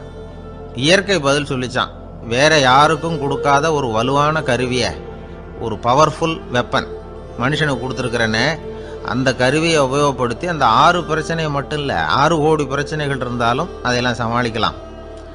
அது கருவி என்ன தெரியுமா? அதுதான் 6வது அறிவு. அதை உபயோகப்படுத்தினா காலுக்கு செருப்பு தயார் பண்ணிக்கலாம், குளிருக்கு போர்வை தயார் பண்ணிக்கலாம், என்ன வேணும்னாலும் செய்யலாம் அப்படின்னு இயற்கை பதில் சொல்லிச்சான். அதனால் நாம் செய்ய வேண்டியது என்னென்னா இயற்கையை முதல்ல சரியாக புரிஞ்சுக்கணும். இயற்கையின் படைப்பையே நாம் சரியாக புரிஞ்சுக்கிறது இல்லையே, அதுதான் வேதனை. இந்த கதையை கேளுங்க. இப்போ நகரத்திலேருந்து ஒரு ஆள் கிராமத்துக்கு வந்தான். அங்கே ஒரு சிறுவன் மாடு மேய்ச்சிக்கிட்டு இருந்தான். நகரத்து ஆள் சொன்ன, எவ்வளோ அழகான பசு, அது சரி இதுக்கெல்லாம் ஏன் கொம்பு இல்லைன்னா. இதுக்கு அந்த பையன் பதில் சொன்னான், பசுமாட்டுக்கு கொம்பு இல்லாததுக்கு பல காரணங்கள் உண்டு. கண்ணுக்குட்டியாக இருந்தால் கொம்பு இருக்காது, பசு வளர்ந்து பெருசானதுக்கு அப்புறம் தான் கொம்பு முளைக்கும், இது ஒரு காரணம். சில சமயம் வளர்கிற கொம்பை எடுத்து விடுறது உண்டு, அது ஒரு காரணம். ஆனால் இதுக்கு ஏன் கொம்பு இல்லைன்னு கேட்குறீங்க. அதுக்கு என்ன காரணம்னா இது பசு இல்லை குதிரை அப்படின்னானா. அங்கே ஒரு புதர் தெரியுது இல்லையா, இந்த புதருக்குள்ளே ஒரு சிங்கம் இருக்குது. அந்த பக்கமாக நான் போகிறப்போ வர்றப்போலாம் அது என்கிட்ட ஒம்பு வளர்க்குது, தகராறு செய்யுது, என் மேலே பாயுது, என்னை தாக்குது, ஏன்னு தெரியல அப்படின்னுது. இதை கேட்டதும் அந்த குரங்கு சொல்லிச்சு, இனிமேல் கவலைப்படாத, இந்த தடவை நான் உன்னை காப்பாற்றுறேன்னுது. அதுக்கப்புறம் ஒரு நாள் அந்த குரங்கும் கழுதியும் அந்த புதர் பக்கமாக போய்கிட்டு இருந்தாங்க. எதிர்பார்த்தது மாதிரியே நடந்தது. இந்த சிங்கம் எதிரில் வந்தது, கழுதியை பார்த்தது, உடனே அது மேலே பாய ஆரம்பிச்சுட்டுது. அவ்வளவுதான். உடனே இந்த குரங்கு என்ன பண்ணிச்சு தெரியுமா, கிடுகிடுன்னு ஒரு மரத்து மேலே ஏறி உட்காந்துக்கிட்டுது. அங்கே உட்காந்துக்கிட்டு கீழே அந்த கழுதியும் சிங்கமும் போடுற சண்டையை வேடிக்கை பார்க்க ஆரம்பிச்சுட்டுது. கொஞ்ச நேரம் கழித்து அடிபட்ட காயத்தோடு அந்த கழுதை மெதுவாக நடந்து வந்தது. குரங்கும் மெல்ல மரத்தை விட்டு கீழே இறங்கிச்சு. இப்போ கழுதை கேட்டுது, என்னை காப்பாத்துறேன்னு சொல்லிவிட்டு காலை வாரி விட்டுட்டியே, நீ பாட்டுக்கு மரத்து மேலே ஏறி உட்காந்துக்கிட்டே, இது நியாயமானது. குரங்கு பரிதாபமாக அதை பார்த்துது. நான் மரத்து மேலே இருந்து நீங்கள் 2 பேரும் சண்டை போட்டதை பார்த்துக்கிட்டு தான் இருந்தேன். உன்னோட சத்தம் தான் அதிகமாக இருந்தது, அது நீ சிரிக்கிற மாதிரி எனக்கு கேட்டுது, அதனால் நீ தான் ஜெயிச்சுக்கிட்டு இருக்க போல இருக்கு அப்படின்னு நினச்சிவிட்டேன்னு. இன்றைக்கி பல பேர் இப்படி தான் இருக்கிறாங்களாம். யார் ஜெயிக்கிறாங்க யார் தோக்குறாங்கங்கிறத முகத்தை பார்த்து கூட கண்டுபிடிக்க முடியறதில்ல, பேசுகிற பேச்சை வச்சு கூட கண்டுபிடிக்க முடியறதில்ல. தோற்கிறவங்க கூட சிரிக்கிற மாதிரி முகத்தை வச்சுக்கிறான். இன்றைய மனிதர்கள்கிட்ட ஏகப்பட்ட முரண்பாடுகள். பொய் முகங்களோட உலவுகிறவர்கள் தான் அதிகம். உண்மை முகம் எங்கே இருக்குது அப்படிங்கிறத புரிஞ்சுக்கிட்டு நண்பர்களை தேர்ந்தெடுக்கணும் அப்படிங்கிறது ஒரு முக்கியமான கருத்து. கடவுள் இந்த உலகத்தை படைச்சுட்டு அதுக்கப்புறமும் கொஞ்ச நாள் இங்கேயே தங்கியிருந்தாராம். அப்போ தான் அவருக்கு ஒரு உண்மை புரிஞ்சுதான், இந்த உலகத்தில் தங்கி இருக்கிறது எவ்வளவு இடைஞ்சல்னு. தினமும் மனிதர்கள் தேடி ஏதாவது புகார் சொல்லிக்கிட்டே இருந்தாங்களாம், எனக்கு அது வேணும் இது வேணும்னு கேட்டுக்கிட்டே இருந்தாங்களாம். சில பேர் வந்தாங்க, நாங்கள் விவசாயம் பண்ணுறோம், தண்ணி இல்லாமல் பயிர் காயுது, எங்களுக்கு மழை வேணும் அப்படின்னாங்க. அவங்க போனதும் அதுக்கப்புறம் சில பேர் வந்தாங்க, நாங்கள் மண்பானை செய்கிறவங்க நிறைய பானை செஞ்சு வச்சுருக்குறோம், மழை பெஞ்சால் எல்லாம் கரைஞ்சி வீணாக போயிடும், அதனால் இன்றைக்கி மழை பெய்யக்கூடாதுன்னாங்க. கடவுள் பார்த்தார், அவருக்கு என்ன பண்ணுறதுன்னே தெரியல, ஏகப்பட்ட குழப்பம், தலையை பிச்சுக்கலாம் போல் இருந்தது, கிட்டத்தட்ட பைத்தியம் பிடிக்கிற அளவுக்கு ஆகிட்டுது. எல்லாருடைய ஆசைகளையும் அவரால் நிறைவேற்ற முடியல, ஏன்னா ஒன்றுக்கு ஒன்று முரண்பாடாக இருந்தது. ஒரு நாள் தன்னுடைய அமைச்சரவையை கூட்டி ஆலோசனை கேட்டார், என்ன செய்யலாம்னு சொல்லுங்கன்னார். இது என்ன பிரமாதம், பேசாமல் இமயமலை அடிவாரத்தில் போய் உட்காந்துங்க, யாரும் தொந்தரவு பண்ண மாட்டாங்கன்னாங்க. அங்கேயும் மனிதர்கள் வர ஆரம்பிச்சுருவாங்களேன்னார் கடவுள். சரி அப்படின்னா சந்திரனில் போயிருந்துக்கலாமேன்னாங்க.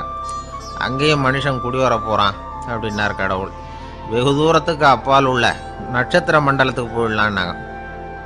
இதெல்லாம் நிரந்தர தீர்வாகாது, நிரந்தரமாக இந்த மனிதனுடைய தொல்லையிலேருந்து நான் விடுபடணும், அதுக்கு ஏதாவது வழி சொல்லுங்கன்னார் கடவுள். ஒரு வயசான ஆள் வந்தார். கடவுளுக்கு காதோட காதாக ஒரு வழியை சொன்னார். கடவுளுக்கு முகம் மலர்ந்தது. அதுதான் சரி, அப்படியே செஞ்சுடலான்னார். அந்த ஆள் சொன்ன ரகசியம் என்ன தெரியுமா? மனிதனால் அடைய முடியாத ஒரு இடம் இருக்குது, அது வேற எங்கேயும் இல்லை, அவனுக்கு உள்ளே இருக்குது. அங்கே போய் மறைஞ்சிங்க, அதுக்கப்புறம் மனிதர்களால் உங்களுக்கு தொந்தரவு இருக்காதுன்னார். மனிதன் நினைக்காத இடம் அதுதான். அதாவது உள்ளுக்குள்ளே இருக்கிற உண்மையை புரிஞ்சிக்காம வெளியில் எங்கேயோ அது இருக்கிறதாக நினச்சி வரட்டிக்கிட்டு அலையிறான் மனுஷன். உள்ளே இருக்கிற உண்மை புரிஞ்சா நாம் தன்னம்பிக்கையோடு தலை நிமிர்ந்து வாழலாம். வேடிக்கையாக ஒரு கதை சொல்லுவாங்க. இதை பாருங்கள், நம்ம பையன் எங்கே பணம் வச்சாலும் எடுத்து விட்றான், என்ன பண்ணுறதுன்னாங்க அம்மா. அப்பா கொஞ்சம் நேரம் யோசனை பண்ணார். அதுக்கப்புறம் சொன்னார், அவன் கண்ணில் படாத இடமா நம்ம வீட்டில் இருக்கிறது ஒரே இடம் தான், அங்கே பணத்தை வை திருட்டு போகாதுன்னார். அது எந்த இடம்னு கேட்டாங்க. அதுதான் அவன் பாட புஸ்தகம், அதில் வச்சிரு, அவன் தொடவே மாட்டான். பாட புத்தகத்தை தொடாமல் பரீட்சையில் வெற்றி பெற முடியாது அப்படிங்கிறத புரிஞ்சுக்கணும். உள்ளே இருக்கிற உண்மையை தொடாமல் வாழ்க்கையில் வெற்றி பெற முடியாது. அதனால் உண்மையை புரிஞ்சுக்கிட்டா வாழ்க்கையில் வெற்றி நிச்சயம். கத்தியை தீட்டாதே புத்தியை தீட்டு அப்படின்னு ஒரு பெரியவர் புத்தி சொன்னார். அதை கேட்ட ஒரு இளைஞன், அது எப்படி பெரியவரை புத்தியை தீட்டுறது? கத்தியை தீட்டுன்னு சொன்னால் ஒரு கருங்கல்லில் கத்தியை தேய்க்கலாம், புத்தியை தீட்டுன்னு சொன்னால் எப்படி தலையை கொண்டுட்டு போய் தரையில் தேய்ச்சிக்கிட்டு இருக்க முடியுமா அப்படின்னா. அந்த பெரியவர் உடனே புரிஞ்சுக்கிட்டார், இந்த இளைஞனுக்கு புத்தி கூர்மை கம்மி அப்படிங்கிறத புரிஞ்சுக்கிட்டார். அது சரி, அறிவுக்கும் புத்திசாலித்தனத்துக்கும் என்ன வித்தியாசம்? இது ஒரு முக்கியமான கேள்வி. அறிவுன்னா என்ன, புத்திசாலித்தனம்னா என்ன? இதே கேள்வியை சாக்ரட்டிஸ் கிட்ட அவருடைய சீடன் ஒருத்தன் கேட்டானான். ஐயா, அறிவுக்கும் புத்திசாலித்தனத்துக்கும் என்னங்க வித்தியாசம் அப்படின்னு கேட்டிருக்கான். சாக்ரட்டிஸ் நிமிர்ந்து பார்த்துருக்கிறார் அந்த சீடனை.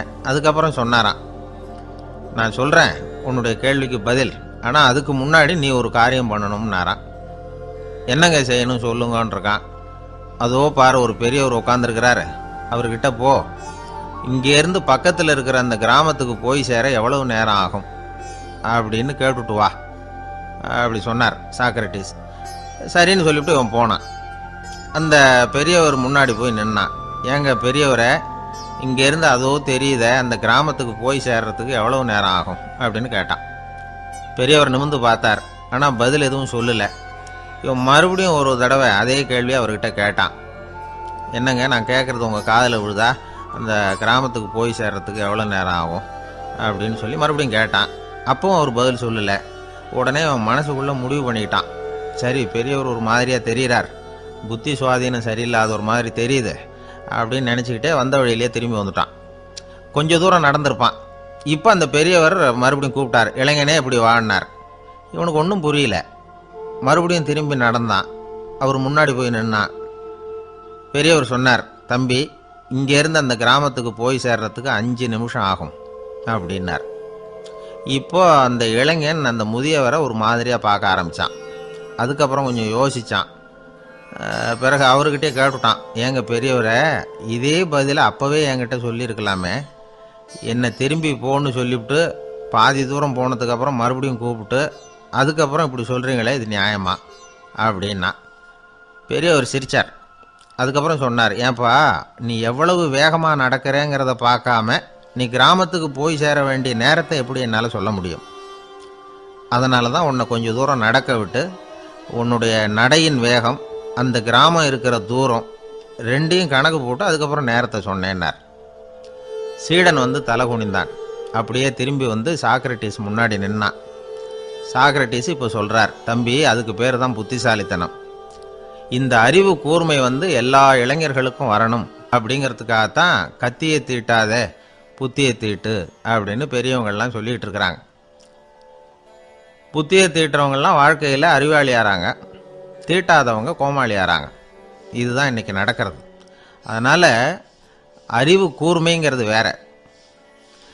இந்த காலத்து ஆசாமி ஒருத்தர் இன்னொருத்தரை பார்த்து கேட்டார், ஏங்க, ஒரு விமானம் இங்கேருந்து புறப்பட்டு 2 மணி நேரத்தில் மதுரைக்கு போய் சேருது. நல்லா கவனிங்க, ஒரு விமானம் இங்கேருந்து புறப்பட்டு 2 மணி நேரத்தில் மதுரைக்கு போய் சேருது அப்படின்னா என்னோட வயசு என்னன்னு கேட்டார். இவர் கேட்குறதுல ஏதாவது அர்த்தம் இருக்கா? அதாவது இங்கேருந்து புறப்பட்டு 2 மணி நேரம் ஆகுது மதுரைக்கு போகிறதுக்கு, அப்படின்னா என் வயசு என்னன்னு கேட்குறாரே. இதை கேட்ட உடனே அவர் பதில் சொன்னார், அப்படின்னா உங்களோட வயசு 20 அப்படின்னார். எப்படிங்க அவ்வளவு கரெக்டாக சொன்னீங்க அப்படின்னு கேட்டார். வேற ஒன்றும் இல்லை, எங்கள் பக்கத்து வீட்டில் ஒரு முழு பைத்தியம் இருக்குது, அதோட வயசு 40, அப்படின்னா உன் வயசு 20 தான் இருக்கணும் அப்படின்னார். அரை பைத்தியம்னு முடிவு பண்ணிக்கிட்டார். அதனால் வாழ்க்கையில் அறிவு கூர்மைங்கிறது ரொம்ப அவசியம். அந்த புத்திசாலித்தனம் இருக்கிறவங்க வாழ்க்கையில் வெற்றி பெறுவது நிச்சயம். சாலை ஓரமாக அழுதுகிட்டு உட்காந்துருந்தான். பிச்சை எடுத்து சாப்பிட்ற ஒருத்தன் அந்த பக்கமாக வந்தான். இவனை பார்த்தான். ஏன் அழுதுகிட்டு உட்காந்துருக்கிற, என்னாச்சு உனக்கு அப்படின்னு கேட்டான். அதுக்கு இவன் சொன்னான், என்கிட்ட ஒன்றுமே இல்லை, நான் இந்த உலகத்தில் இருந்து என்ன பிரயோஜனம், அதனால தான் அழுதுகிட்டு இருக்கிறேன் அப்படின்னா. உன்கிட்ட மறைஞ்சிருக்கிற புதையல் என் கண்ணுக்கு நல்லா தெரியுது, அது உனக்கு புரியல, அதனால தான் அழுதுகிட்டு இருக்கிற அப்படின்னா. என்னது புதையல் இருக்குதா, உன் கண்ணுக்கு தெரியுதா அப்படின்னு கேட்டான். ஆமாம் எனக்கு தெரியுது, அந்த புதையலை நீ விற்கிறதுக்கு தயாராக இருக்கிறியா அப்படின்னு கேட்டான் இவன். இதை கேட்டதும் அந்த இளைஞனுக்கு ரொம்ப ஆச்சரியமாக போச்சு. என்னது இப்படி கேட்குறானே அப்படின்னு. என்கிட்ட ஒரு காசு கூட இல்லையே, அப்படி இருக்கிறப்போ புதையல் எங்கேருந்து வந்தது அப்படின்னா. இந்த நேரத்தில் அந்த பிச்சைக்காரன் சிரித்தான். இப்படி தான் இந்த உலகத்தில் எல்லாரும் சொல்லிகிட்டு இருக்கிறாங்க, என்கிட்ட ஒன்றுமே இல்லை ஒன்றுமே இல்லைன்னு சொல்லி.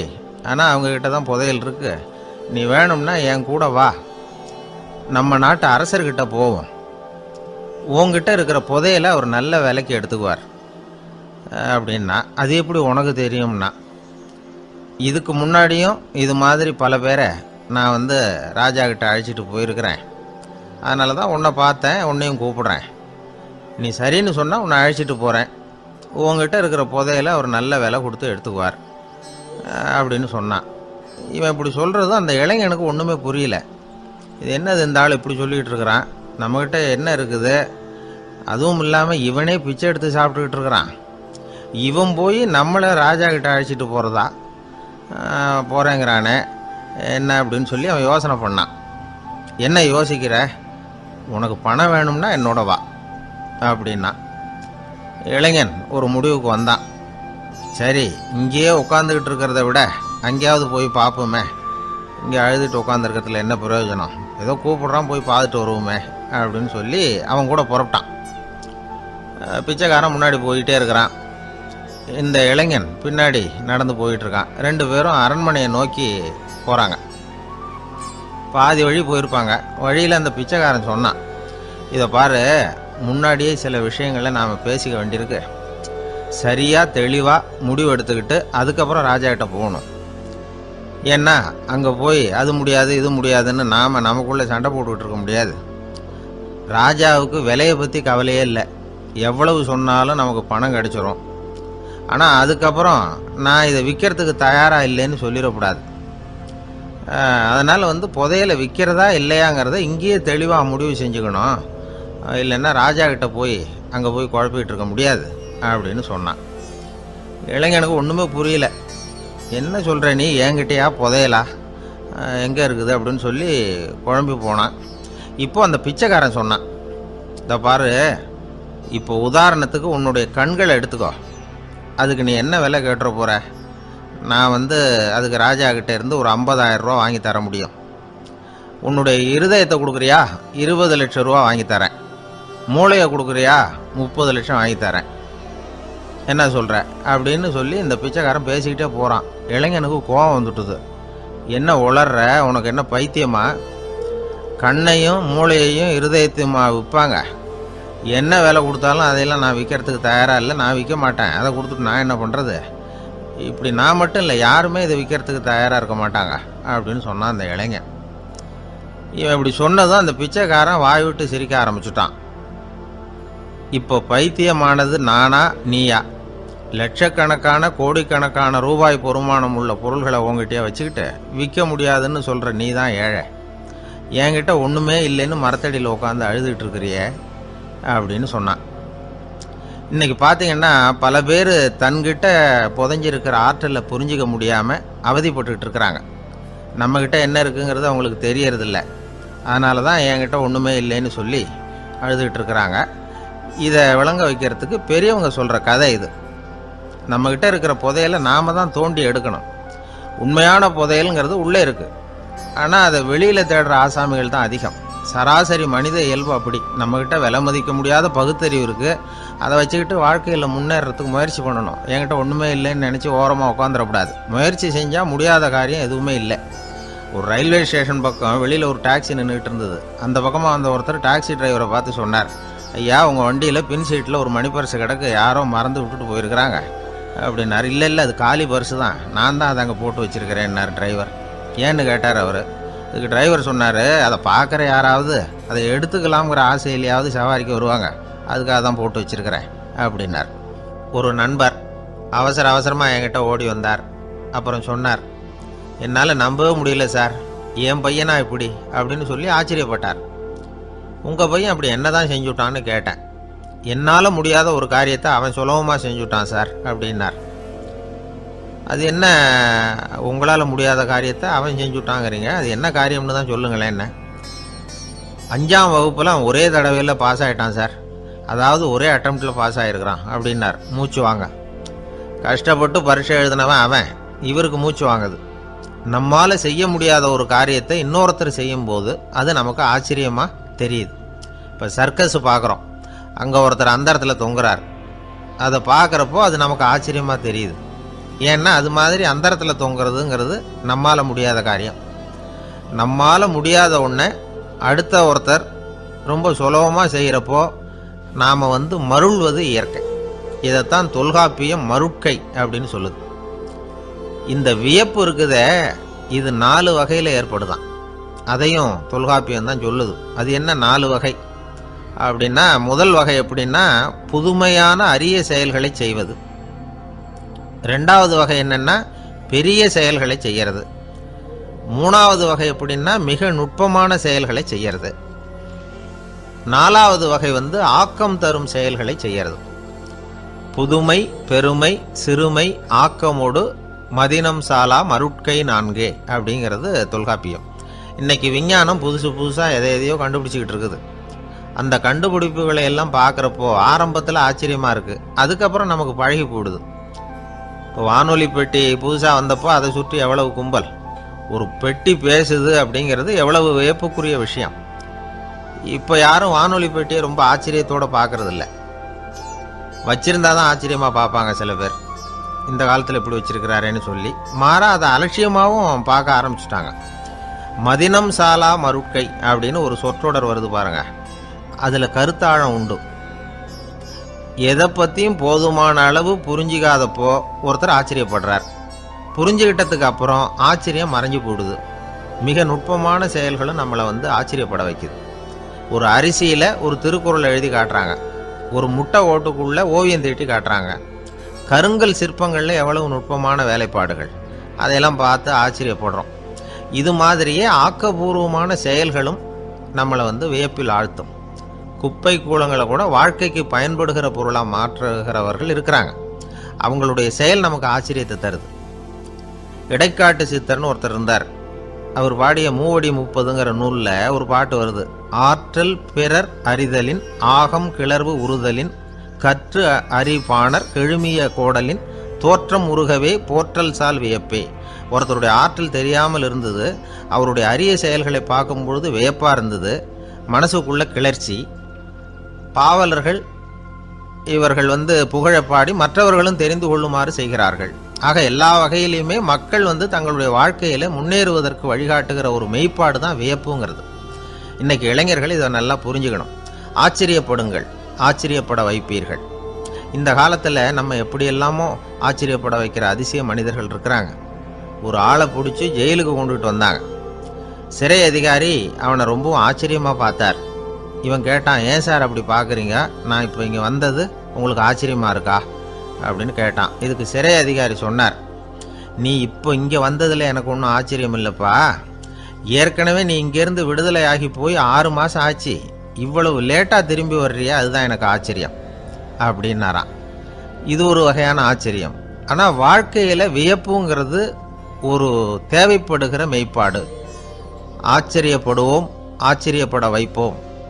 அப்படி இந்த உண்மையை புரிந்து கொண்டோம்னா நம்ம வாழ்க்கையில் வெற்றி நிச்சயம். ஒரு சின்ன பையன் என்னை தேடிட்டு ஓடி வந்தான்.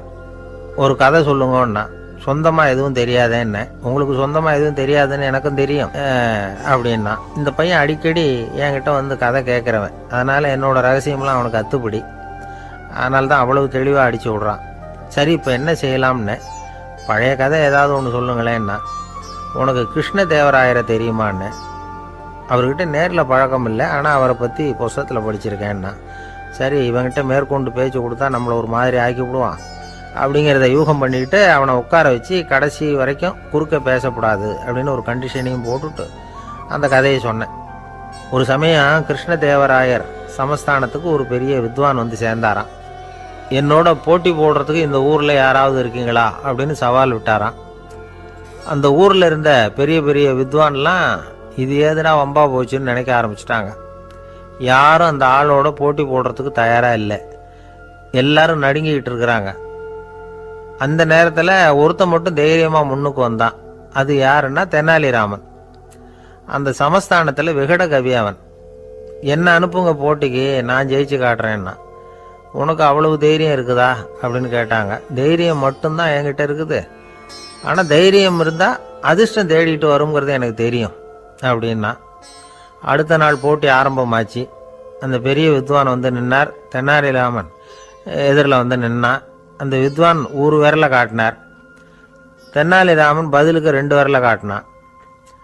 வித்வான் 3 விரலை காட்டினார். இவன் உடனே 4 விரலை காட்டினான். உடனே 5 விரலை காட்டினார் அவர். தெனாலிராமன் உடனே தன்னுடைய கை முஷ்டியை காட்டினான், கையை மூடி காட்டினான். அவ்வளோதான். அந்த பெரிய வித்வான் கிருஷ்ணதேவராயர் காலில் விழுந்தார். நான் தோத்துட்டேன், என் தோல்வியை ஒத்துக்கிறேன் அப்படின்னு சொல்லிவிட்டார். கிருஷ்ணதேவராயர் அவரை தனியாக அழைச்சிட்டு போய் என்ன நடந்ததுன்னு விசாரித்தார். அந்த வித்வான் விளக்கம் கொடுத்தார். ஆண்டவன் ஒருவன் தான் உண்டுங்கிறத விளக்கிறதுக்காக நான் ஒரு விரலை காட்டினேன். அப்படி இல்லை, சக்தியை சேர்த்தா சக்தி சிவன் 2 பேர் உண்டுன்னு உங்கள் வித்வான் 2 விரலை காட்டினார். மூர்த்திகள் 3 பேருங்கிறதுக்காக நான் 3 விரலை காட்டினேன். வேதங்கள் 4ன்னு சொல்லி அவர் 4 விரலை காட்டினார். பஞ்சபூதங்கள் 5ன்னு நான் 5 விரலை காட்டினேன். அதையெல்லாம் அடக்கி ஆளணும்னு சொல்லி அவர் கையை மூடி உறுதியாக காட்டினார். அடடா, உங்கள் வித்வானுக்கு எப்பேற்பட்ட அறிவு. அவர் தான் ஜெயிச்சார், நான் தோத்துட்டேன் அப்படின்னார் அவர். அப்படி சொல்லிவிட்டு அவர் போயிட்டார். அதுக்கப்புறம் தெனாலிராமனை கூப்பிட்டு என்னப்பா நடந்தது அப்படின்னு கேட்டாராம். அதுக்கு தெனாலிராமன் விளக்கம் கொடுத்துருக்குறான். அவன் முதல்ல என்னை கொன்னுடுவேன்னு அந்த வித்வான் ஒரு விரலை காட்டினான். உடனே ஒரு 2 கண்ணையும் தோண்டி போடுவேங்கிறதுக்காக நான் 2 விரலை காட்டினேன். உனக்கு நாமம் போட்டுருவேன்னு சொல்லி 3 விரலை காட்டினான். அதை அழிச்சிருவேன்னு 4 விரலை காட்டினேன். உன்னை அரைஞ்சிருவேன்னு அவன் 5 விரலை காட்டினான். நான் உங்களை குத்தி போடுவேன்னு சொல்லி கையை மூடி காட்டினேன் அப்படின்னா. இப்போ பாருங்க, ஜெயிச்சது யார்? தைரியம் மட்டும் இருந்துட்டா அதிர்ஷ்டம் தானாக தேடி வருங்கிறது எவ்வளவு உண்மையாக போச்சு. அதனால் நாம் எப்பவும் தைரியமாக இருக்கணும்னு சொல்லிவிட்டு என் எதிரில் கதை கேட்டுட்டு உட்காந்துருந்த சின்ன பையனை பார்த்தேன். அவன் என்னை நிமிர்ந்து பார்த்தான். அவன் தன்னோட கை கால் 2ஐயும் ஒரு மாதிரியாக என் முன்னால் தூக்கி 20 விரலை காட்டினான். எனக்கு ஒன்றும் புரியல. இதுக்கு என்னப்பா அர்த்தம்னு கேட்டேன். இதே கதையை இதுக்கு முன்னாடி என்கிட்ட 20 தடவை நீங்கள் சொல்லியிருக்கீங்கன்னு அர்த்தம் அப்படின்னா. 2 பேர் சுவாரஸ்யமாக பேசிகிட்டு இருக்கிறப்போ குறுக்க புகுந்து தொந்தரவு பண்ணுறதுக்குன்னே சில பேர் இருப்பாங்க. அது ரொம்ப இடைஞ்சலாக இருக்கும். இதே மாதிரி மின்காந்தம் கூட குறுக்க புகுந்து தொந்தரவு பண்ணும். கடைசியில் அது ஒரு பெரிய இடைஞ்சலில் கொண்டாந்து விட்டுரும். சில வீடுகளில் கேபிள் கனெக்ஷன் இல்லாமல் சில தனியார் டிவி காட்சிகள் தெரியும். அதுக்கு என்ன காரணம்னா இந்த மின்காந்த குறுக்கீடு தான் காரணம். இதைத்தான் சுருக்கமாக EMI அப்படின்னு சொல்கிறாங்க. அதாவது எலக்ட்ரோ மேக்னெட்டிக் இன்டர்ஃபியரன்ஸ். இது ஏற்படக்கூடிய இடங்கள் எது எதுன்னு எடுத்துக்கிட்டால் அது ஒரு பெரிய பட்டியலாகவே போயிடும். இந்த EMI தொந்தரவு வந்து கேபிள் டிவியில் மட்டும்தான் இல்லை, ராக்கெட் ஏவுதளத்தில் உள்ள ரேடார்கள், அங்கே உள்ள சில சக்தி வாய்ந்த தொலைத்தொடர்பு சாதனங்கள், விமான தளங்களில் உள்ள ரேடார்கள், கப்பல் தளங்களில் பொருத்தப்பட்டிருக்கக்கூடிய சக்தி வாய்ந்த ஆண்டனாக்கள், இப்படி நிறைய சொல்லலாம். காவல் நிலையங்களில் பயன்படுத்தப்படுகிற வயர்லெஸ் தொடர்பு சாதனங்கள் கூட ஓரளவுக்கு இந்த மின்காந்த அலைகளை வந்து வெளியிடும். நம்ம வீட்டில் உட்காந்துக்கிட்டு ரேடியோ கேட்டுக்கிட்டு இருப்போம் அல்லது டிவி பார்த்துக்கிட்டு இருப்போம். அந்த சமயத்தில் பக்கத்து தெருவில் ஒரு மோட்டார் சைக்கிள் அல்லது காரு, குறிப்பாக பெட்ரோல் இன்ஜின், அது போகிறப்ப அதில் உள்ள மின்காந்த மின்கலத்தில் வந்து, அதாவது மேக்னட்டோ பேட்டரியிலிருந்து வெளிப்படுகிற மின்காந்த அலை இங்கே வந்து டிவியிலையும் ரேடியோவிலையும் கரகரப்பு உண்டு பண்ணும். சரி, இது வந்து பெருசாக என்ன இடைஞ்சலை உண்டு பண்ணிட போகுது அப்படின்னு நாம் அலட்சியமாக நினைக்கலாம். வயசானவங்களுக்கு மறதி நோயின்னு ஒன்று வரும்ல, அல்ஷமீர், அதாவது மூளையில் உள்ள செல்கள் வந்து செயலிழந்து போயிடுறது. அது செய்ய வேண்டிய வேலையை மறந்துடும். மனைவியே எதிரில் வந்து நின்னா கூட உன்னை எங்கேயோ பார்த்தது மாதிரி தெரியுதே அப்படின்னு சொல்லிட்டு இருப்பாங்க. அப்படி ஒரு மறதி. இந்த விசித்திரமான நோய்க்கு இதுவரைக்கும் மருந்தே இல்லைன்னு வேற சொல்கிறாங்க. இந்த மைக்ரோ ஓவன் அப்படின்னு சொல்லக்கூடிய சமையல் அடுப்புகள் கூட மின்காந்த அலைகளை வந்து வெளியிடுது. சமயத்தில் சில தொழிற்சாலைகளில் கூட பெரிய விபத்துக்களை இந்த இஎம்ஐ உண்டு பண்ணிவிடும். இதை பற்றி தீவிரமாக சிந்திக்க ஆரம்பித்ததே ஒரு விபத்துக்கு பிறகு தான். அமெரிக்காவுக்கும் வியட்நாமுக்கும் இடையில் போர் நடந்தது. அந்த சமயம் அமெரிக்காவுக்கு சொந்தமான விமானம் தாங்கி கப்பல் ஒன்று வியட்நாமை தாக்கிறதுக்கு தயாராக ஏவுகணைகளோட கடலில் நிறுத்தி வைக்கப்பட்டிருந்தது. தற்செயலாக அந்த பகுதியில் கப்பல் தொலைத்தொடர்பு பகுதிக்கு அருகில் ஊடுருவிய இந்த சக்தி வாய்ந்த ரேடியோ அலைகள் ஏவுகணையில் இருந்த மின்னணு சர்க்கியூட்டை பூர்த்தி செஞ்சு வச்சுட்டுது. அவ்வளவுதான், ஏவுகணை அங்கேயே வெடித்து சிதறி போச்சு. 130 பேர் அந்த இடத்துலையே உடல் கருகி செத்து போட்டாங்க. ஏகப்பட்ட பொருள்கள் நாசம். இந்த விபத்துக்கான காரணம் என்னங்கிறத உடனடியாக யாராலையும் கண்டுபிடிக்க முடியல. ரொம்பவும் கடுமையாக முயற்சி பண்ணி கடைசியாக கண்டுபிடிச்சாங்க, இது வந்து இந்த இஎம்ஐ வேலை தான் அப்படின்னு. மின்னணு தொலைபேசிகள் இருக்கு, இதில் பேசும்பொழுது நம்ம காதை வந்து, அதாவது செவியை வந்து ஊடுருவக்கூடிய மின்காந்த அலையானது மூளைக்கு போய் அங்கே மூளை கட்டிகளை உருவாக்க ஊக்கம் கொடுக்குது அப்படின்னு வேற கண்டுபிடிச்சிருக்கிறாங்க. இந்த இஎம்ஐ ரொம்ப குறைஞ்ச மின்காந்த அழுத்தத்தில் நமக்கு எந்த பாதிப்பையும் ஏற்படுத்துறதில்லை. மின்காந்த அலைகள் அழுத்தத்தோடு இருக்கிற இடங்களில் ரொம்ப நேரம் இருந்தோம்னா நம்ம உடம்பின் வெப்பநிலை 2 டிகிரி செல்சியஸ் வரைக்கும் அதிகரிக்குதான். அதனால் வெப்பநிலையை வந்து சீராக்கிறதுக்கு இதய துடிப்பும் வந்து அதிகரிக்குது. இப்படிலாம் கண்டுபிடிச்சிருக்கிறாங்க. இப்போல்லாம் இந்த மின்காந்த குறுக்கீடுகளை தடுக்கிறது எப்படி அப்படின்னு விஞ்ஞானிகள் யோசனை செய்ய ஆரம்பிச்சிருக்கிறாங்க. இந்த விஷயத்தில் அலட்சியமாக இருந்தோம்னா எதிர்காலத்தில் நிறைய பேருக்கு இந்த ஞாபக மறதி நோய் வந்துடும். அப்புறம் அது ரொம்ப கஷ்டமாக போயிடும். ஒரு குடும்ப தலைவர் தன் மனைவியை பார்த்து, யார் நீ, உன்னை எங்கேயோ பார்த்தது மாதிரி இருக்குதே அப்படின்னு சொல்லிகிட்டு இருந்தார். உடனடியாக அவரை போய் பார்த்தேன். வாங்க டாக்டர்கிட்ட போகலாம் அப்படின்னு. அவர் என்னை தனியாக அழைச்சிட்டு போய் காதோட காதாக மெதுவாக சொல்கிறார், இதை பார்ப்பா, என் கையில் பணம் இல்லாத போகலாம் அப்படி மறதி நோய் வந்துட்டது மாதிரி நடிச்சுக்கிட்டு இருப்பேன், அவ்வளவுதான், அதை நீ கண்டுக்காத அப்படின்னார். ஒருத்தர் வேகமாக நடந்து போகிறார். கடத்தெருவில் ஒரு ஸ்வீட்டு கடையை பார்க்குறார். உடனே சடன் பிரேக் போட்டது மாதிரி நிற்கிறார். ஒரு ஸ்வீட் வாங்கி சாப்பிட்லாமேன்னு மனசு சொல்லுது. டாக்டர் வேணாம்னு சொல்லியிருக்கிறார், உடம்புக்கு ஒத்துக்காது, அதனால் அது வேணாம்னு சொல்லுது அறிவு. இவர் மனசு சொல்கிறத கேட்கல, அறிவு சொல்கிறபடி கேட்குறார். அதனால் மறுபடியும் வேகமாக அங்கேருந்து நடந்து போயிடுறார். அவர் நல்ல மனுஷன். மனுஷனுக்கு அறிவும் இருக்குது, உணர்ச்சியும் இருக்குது. எதுக்கு எடுத்தாலும் உணர்ச்சி வசப்பட்டுக்கிட்டு இருக்கக்கூடாது, அறிவு வசத்தில் நாம் இருக்கணும். அப்போ தான் நாம் நல்லபடியாக வாழ முடியும். இல்லைன்னா அவஸ்தை தான். மகாபாரதத்தில் சந்தனுன்னு சொல்லி ஒரு அரசன் வர்றான். அவன் ஒரு சமயம் அறிவு வசப்படாமல் உணர்ச்சி வசப்படுறான். அதாவது ஒரு நாள் கங்கை கரையில் ஒரு அழகான பொண்ணை பார்க்குறான். இவனுடைய மனசு அவகிட்ட போயிடுது. அவளை வந்து கல்யாணம் பண்ணிக்கிறதுக்கு ஆசைப்படுறான். அந்த பொண்ணு சரின்னு சம்மதிக்கிறா. ஆனால் ஒரு நிபந்தனை போடுறா.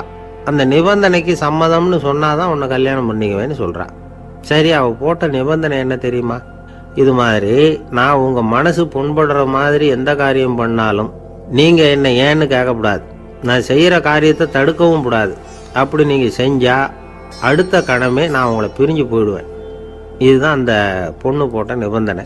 சந்தன அரசன் இந்த நிபந்தனையை வந்து ஒத்துக்கலாமா? இதை அறிவுபூர்வமாக யோசிச்சிருந்தா இதுக்கு கட்டுப்பட்டுருக்க மாட்டான். இந்த நிபந்தனைக்கு நான் சம்மதிக்க மாட்டேன்னு தான் சொல்லியிருக்கணும். ஆனால் அவன் அந்த நேரத்தில் உணர்ச்சி வசத்தில் இருந்தான். அதனால் நீ என்ன சொன்னாலும் சரின்னு ஒத்துக்கிட்டான். அவளை கல்யாணம் பண்ணிக்கிட்டான். இதனால என்ன ஆச்சு? 7 பச்சை இளம் குழந்தைகளை பிறந்த உடனே அவ கங்கையில் தூக்கி எறிஞ்சி கொல்லக்கூடிய கோர காட்சியை இவன் ஒன்று பின்னாடி ஒன்றா பார்க்க வேண்டியதாக போச்சு. கடைசியில் 8வது குழந்தை பிறந்ததுன்னு தான் அவனுடைய அறிவு மேலோங்குது. அந்த கொடிய செயலை தடுத்து நிறுத்துறான். அந்த 8வது குழந்தை தான் பின்னாடி பீஷ்மர் ஆகிறார். ஒரு பக்தி பிரசங்கத்தில் ஒரு பேச்சாளர் இந்த விஷயத்தை சொல்லிவிட்டு இன்னொரு விஷயமும் சொன்னார். அது என்னன்னா, சந்தனு மன்னன் அறிவுக்கும் உணர்ச்சிக்கும் நடுவில் அகப்பட்டு தவிச்சதுனால அவன் வம்சத்தில் வந்த கௌரவர்கள் உணர்ச்சி வசப்பட்டாங்க, பாண்டவர்கள் அறிவு வசப்பட்டாங்க அப்படின்னு சொன்னார். மனுஷனுக்கு உணர்ச்சியை விட அறிவு மேலோங்கி இருக்கணுங்கிறது சரிதான். ஆனால் அந்த அறிவை எப்படி உபயோகப்படுத்துகிறோங்கிறது முக்கியம். ஒருத்தர் சொன்னார், சார் இன்னைக்கு கோயம்புத்தூரில் ஒரு கல்யாணம், அதுக்கு நான் போக முடியலேன்னு நினைக்கும் பொழுது மனசுக்கு ரொம்ப வருத்தமாக இருக்குது சார் அப்படின்னார். ரொம்ப உணர்ச்சி வசப்பட்டார். அதுக்காக கவலைப்படாதீங்க சார், ஒரு வாழ்த்து தந்தி கொடுத்துருங்களேன் அப்படின்னார் இன்னொருத்தர். அது எப்படி சார் முடியும்னார் அவர். நான் தானே சார் கல்யாண மாப்பிள்ளை அப்படிங்கிறார் அந்த ஆள். ஒரு ஆளை அடையாளம் கண்டுபிடிக்கணும்னா அதுக்கு சுலபமான வழி என்ன? முகத்தை பார்த்து கண்டுபிடிக்கிறது தான். ஆனால் மனுஷன் தப்பு பண்ண ஆரம்பிக்கும் பொழுது அவனை கண்டுபிடிக்கிறதுக்கு வேறு வழிகளை தான் கையாள வேண்டியிருக்கு. கைரேகை அதுக்கு ரொம்ப உபயோகப்படுது. கைரேகைகள் ஒருத்தருக்கு இருக்கிறது மாதிரி இன்னொருத்தருக்கு இருக்கிறது இல்லை. பல் வரிசையும் அப்படி தான். ஏமாத்துறவங்க அதிகமாக போனால் இருக்கிறவங்க எச்சரிக்கையாக இருக்க வேண்டியிருக்குது. பயோமெட்ரிக்ஸ் அப்படிங்கிறது ஒரு பெரிய தொழில்நுட்பம். இதை உபயோகப்படுத்தி சில பாதுகாப்பு உத்திகளை எல்லாம் உருவாக்கி இருக்கிறாங்க அமெரிக்காவில். வீட்டுக்கு சொந்தக்காரர் குரல் கொடுத்தா கதவு திறக்கும், அல்லது அவர் கை வச்சா கதவு திறக்கும். மற்றவங்க யார் என்ன பண்ணாலும் கதவு திறக்காது. இது ஒரு முறை. அவரோட குரல் அல்லது கைரேகை ஒரு எலக்ட்ரானிக் சாதனத்தில் ஏற்கனவே பதிவு பண்ணப்பட்டிருக்கும். இவர் குரல் கொடுக்குறப்போ அல்லது கையை வைக்கிறப்போ அதை ஒப்பிட்டு பார்த்து சரியாக இருந்தால் கதவு திறக்கிறது மாதிரி ஒரு ஏற்பாடு. இதே மாதிரி ஒருத்தரோட விழித்திரையில் உள்ள இரத்த குழாய் அமைப்பு பாருங்க, அது கூட ஒருத்தருக்கு இருக்கிறது மாதிரி இன்னொருத்தருக்கு இருக்கிறது இல்லை. அதனால் அதை வச்சு அடையாளம் கண்டுபிடிக்கக்கூடிய சாதனங்களும் இப்போ பழக்கத்துக்கு வந்தாச்சு. கைரேகையை ஒப்பிடுற சாதனத்தை விட விழித்திரை இரத்த குழாய் அமைப்பை அடையாளம் காணுற சாதனம் இருக்கு பாருங்க, இது ரொம்ப நுட்பமானது. இது நம்ப தகுந்தது. ஒரு ஆளை அடையாளம் கண்டுபிடிக்கிறதுக்கு இது எடுத்துக்கிற நேரம் 1 வினாடி தான். ஒரு கருவி இருக்கும், அதில் உள்ள ஒரு சிறு துளையில் கண்ணை வச்சு பார்க்கணும். உடனே இந்த சாதனம் குறைந்த சக்தி உள்ள இந்த அகசிவப்பு ஒளியை பாய்ச்சி அவரது விழித்திரையின் இரத்த குழாயை ஆராய்ச்சி பண்ணி ஏற்கனவே அதோட நினைவு பெட்டகத்தில் பதிவு பண்ணி வச்சிருக்கிறோமே அந்த அமைப்புகளோட இதை ஒப்பிட்டு பார்த்து சரியான ஆள் தானா இல்லையா அப்படின்னு அடையாளம் காட்டிவிடும். குரலை வச்சு அடையாளம் கண்டுபிடிக்கிறதும் இந்த பயோமெட்ரிக்ஸ் முறைகளில் ஒன்று. ஒரு நபரோட குரலை டிஜிட்டல் குறியீடுகளை மாற்றி பதிவு பண்ணிக்கிட்டு மீண்டும் அதே குரலை இனம் காணக்கூடிய சாதனங்கள் ஏற்கனவே அமெரிக்காவில எல்லாம் விற்பனைக்கு வந்தாச்சு. ஒரு ஆளுக்கு ஜலதோஷம் பிடிச்சிருந்தா கூட அந்த சாதனம் சரியாகவே கண்டுபிடிச்சிருமா. குரலை மாற்றி பேசுகிறவங்க கூட இந்த கருவியை ஏமாற்ற முடியாது. இதை ஆஸ்பத்திரிகள், வங்கிகளில் உள்ள இரும்பு பெட்டக காப்பறைகள் இங்கெல்லாம் உபயோகப்படுத்தலாம். குழந்தைகள் உள்ள இடங்களுக்கு இது ரொம்ப உபயோகப்படும். கதவு பூட்டிக்கிட்டுதுன்னு வச்சுக்கோங்க, கதவை திறக்கிறதுக்கு சாவி உபயோகப்படுத்த தெரியாத குழந்தைகள் குரல் எழுப்பிய கதவை திறந்துட முடியும். எதிர்காலத்தில் இந்த பயோமெட்ரிக்ஸ் முறை இன்னும் பல ஆச்சரியங்களை ஏற்படுத்தும் அப்படின்னு எதிர்பார்க்குறாங்க. ஸ்டியரிங்கை தொட்டதுமே காரு ஸ்டார்ட் ஆகிடும், சாவி வேண்டியதில்லை. காரு சொந்தக்காரரை தொட்டால் தான் ஸ்டார்ட் ஆகும், வேற யாராவது தொட்டால் ஸ்டார்ட் ஆகாது.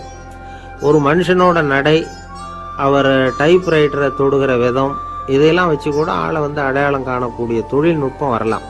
என்னதான் தொழில்நுட்பம் வளரட்டும், குடும்பத்துக்குள்ள நடக்கிற திருட்டுகளை கண்டுபிடிக்கிறது ரொம்ப கஷ்டம். ஒரு வீட்டில் பெட்டியில் இருந்த பணம் காணாமல் போச்சு, வீட்டுக்காரரோ அல்லது பையனோ தான் எடுத்துருக்கணும். பெட்டியை திறந்து பார்த்தா அந்த வீட்டுக்காரம்மா இதுல இருந்து பணத்தை எடுத்தது நிச்சயமா என் வீட்டுக்காரரு தான் அப்படின்னு சொல்ல முடியல. அவங்களால யோசிச்சாங்க. என்னம்மா இப்படி யோசிக்கிறீங்களேன்னு கேட்டிருக்காங்க. நிச்சயமா இந்த பணத்தை எடுத்தது என் வீட்டுக்காரர் இல்லை அப்படின்னு உறுதியாக சொல்லிவிட்டாங்க அந்த அம்மா.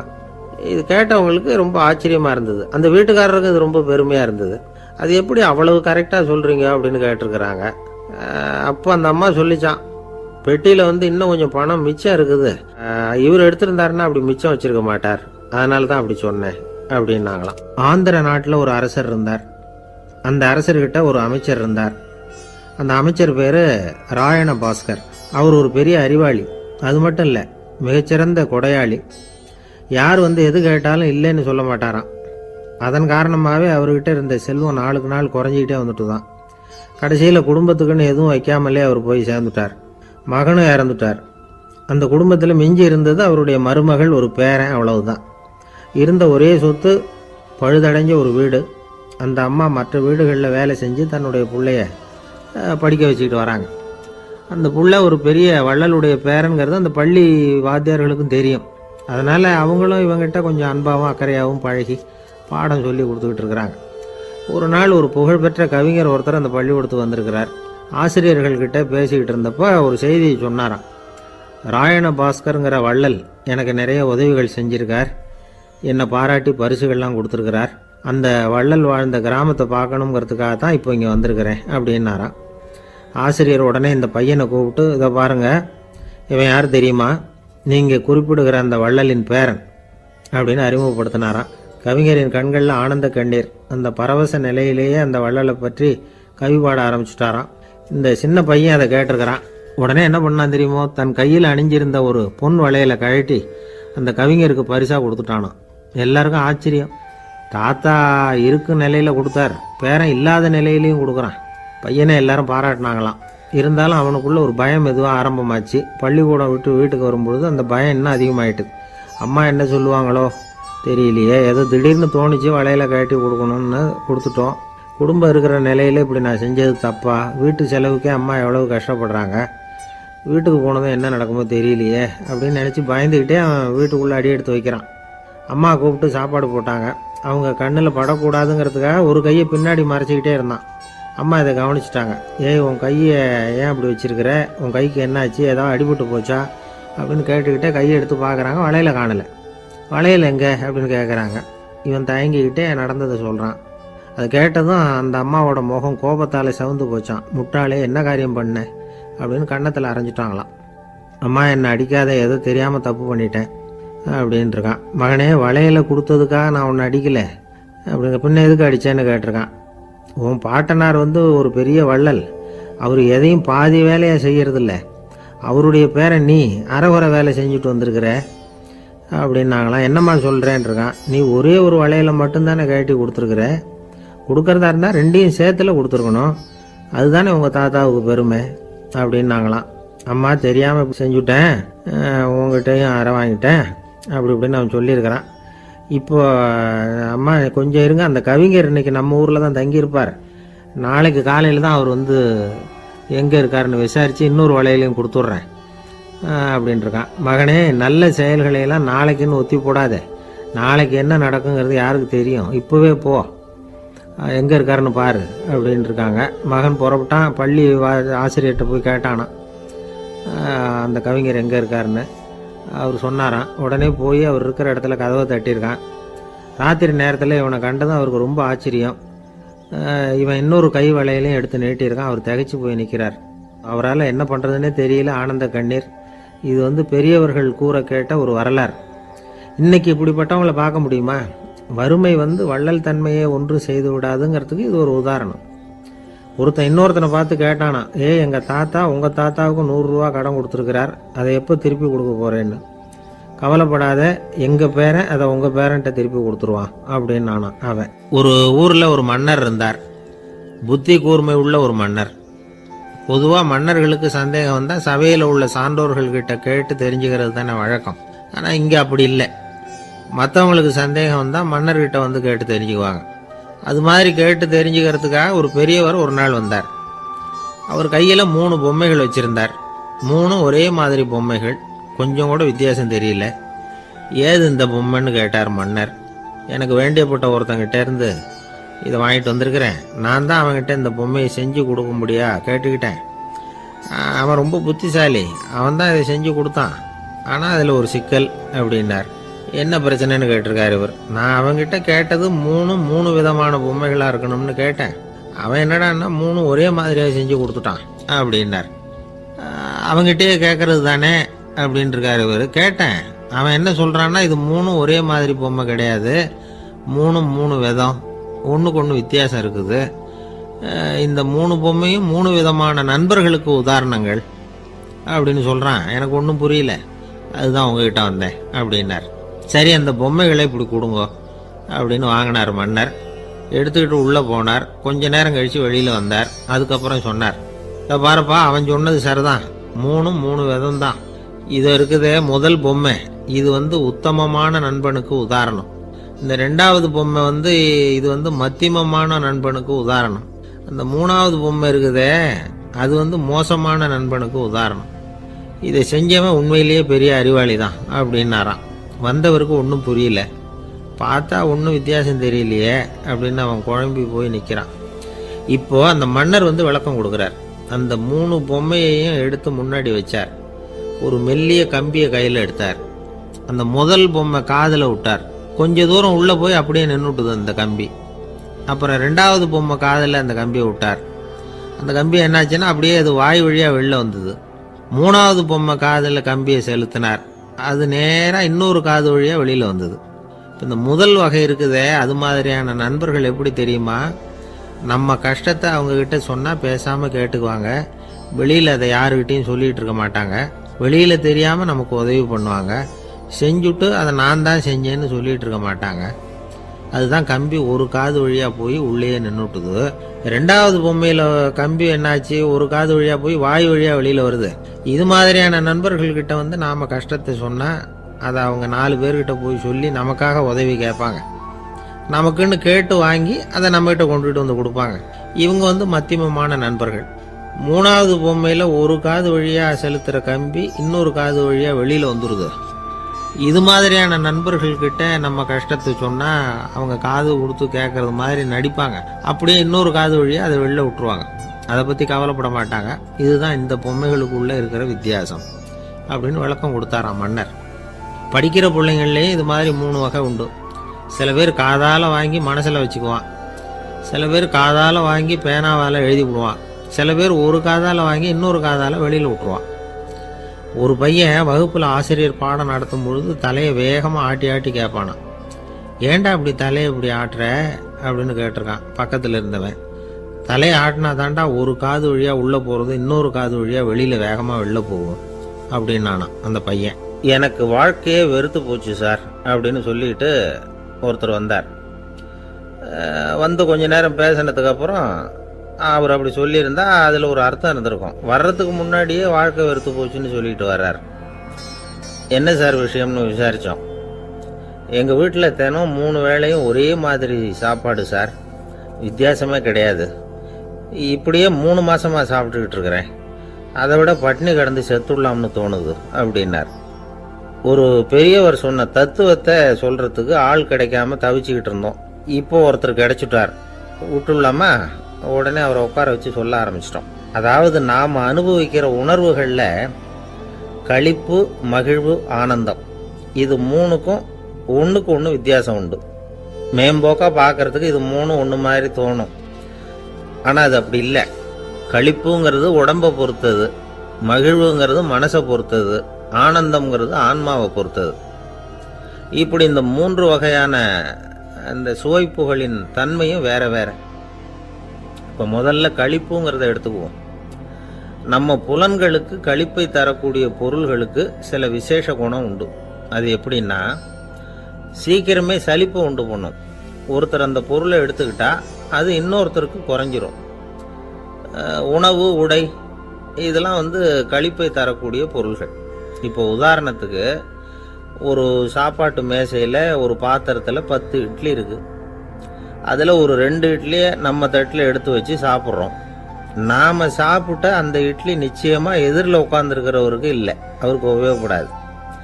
நாம் சாப்பிட்ட அதே இட்லியை அவரும் சாப்பிட முடியாது, அவர் வேற தான் எடுத்து வச்சுக்கணும்.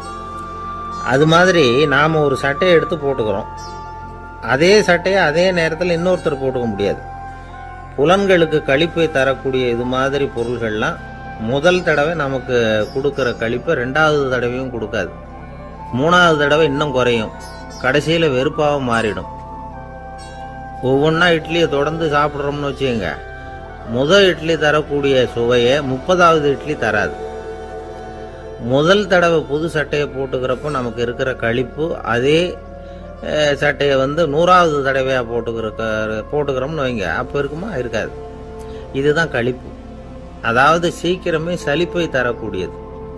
ஒருத்தர் எடுத்துக்கிட்டா இன்னொருத்தருக்கு குறைஞ்சி போகக்கூடியது. ஆனால் மகிழ்ச்சிங்கிறது அப்படி இல்லை. ஒருத்தர் அனுபவிக்கிறதுனால இன்னொருத்தருக்கு குறைஞ்சி போகாது. இப்போ காலையில் சூரியன் உதயம் ஆகிறத பார்த்து சந்தோஷப்படுறோம், அதையே இன்னொருத்தரும் பார்த்து சந்தோஷப்படலாம். ஒரு நல்ல சங்கீதத்தை கேட்குறோம், ஒரு அழகான ஓவியத்தை ரசிக்கிறோம், நீங்கள் ரசிக்கிற அதே நேரத்தில் இன்னொருத்தரும் அதை ரசிக்கலாம். அதனால் அது குறைஞ்சி போகிறதில்ல. இது மகிழ்வு. ஆனால் ஒன்று, ஒரே பாடலை திரும்ப திரும்ப கேட்டுக்கிட்டு இருந்தால் கடைசியில் அலுப்பு தட்டும். அதாவது மகிழ்வுங்கிறது எப்படின்னா, மற்றவங்களோட பகிர்ந்து கொள்றதுனால குறையாது. ஆனால் ஒரே பொருள் மீண்டும் மீண்டும் அனுபவிப்பை தர்றப்போ முதல்ல மகிழ்வு அதிகரித்து அதுக்கப்புறம் அது மங்கி மறைஞ்சு போயிடும். இதுதான் அந்த மகிழ்வுங்கிறதுக்கு இலக்கணம். சரி, இப்போ மூணாவதாக சுகம் தரக்கூடிய ஆனந்தம்ங்கிறது எப்படின்னா, இது நமக்கு உள்ளே இருந்து சுரக்கிறது. மனசு சலனங்கள்லேருந்து விடுபடுறப்போ இந்த ஆனந்தம் நமக்கு கிடைக்கும். இது நிலையான சுகம், ஆத்ம சுகம். களிப்பிலிருந்து மகிழ்வுக்கும் மகிழ்விலிருந்து ஆனந்தத்துக்கும் செல்றது தான் மனிதன் நடத்த வேண்டிய முக்கியமான பயணம். இவ்வளவு விஷயத்தையும் கேட்டுட்டு இந்த காலத்து பையன் ஒருத்தன் வந்தான். சார், இப்போ நீங்கள் ஒரு சாப்பாட்டு மேசையில் ஒரு 10 இட்லி வைக்கிறீங்க, என்ன உட்கார வைங்க, எதிரில் இன்னொருத்தனை உட்கார வைங்க, நான் களிப்பு மகிழ்வுலாம் தாண்டி நேரடியாக ஆனந்தத்துக்கு பயணம் பண்ணி காட்டுறேன் அப்படின்னா. ஒன்றும் புரியல அவன் சொன்னது. அது எப்படி, என்ன பண்ணுவ நீ அப்படின்னு சொல்லி கேட்டோம் ஆச்சரியமா. 2 இட்லி சாப்பிட்டா தானே சார் களிப்பு, நான் 10 இட்லியும் மொத்தமாக சாப்பிட்ருவேன், அடுத்தவனுக்கு எதுவும் கிடைக்காது, அவனுக்கு கிடைக்காதபடி நாமே சாப்பிட்டுடுறோம்ல, அதுதானே நமக்கு ஆனந்தம் அப்படின்னு அதுக்கு ஒரு விளக்கம் சொல்கிறான். ஒரு கணவன் மனைவி, எப்போ பார்த்தாலும் அவங்க 2 பேருக்கும் இடையில சண்டை வந்துக்கிட்டே இருந்தது.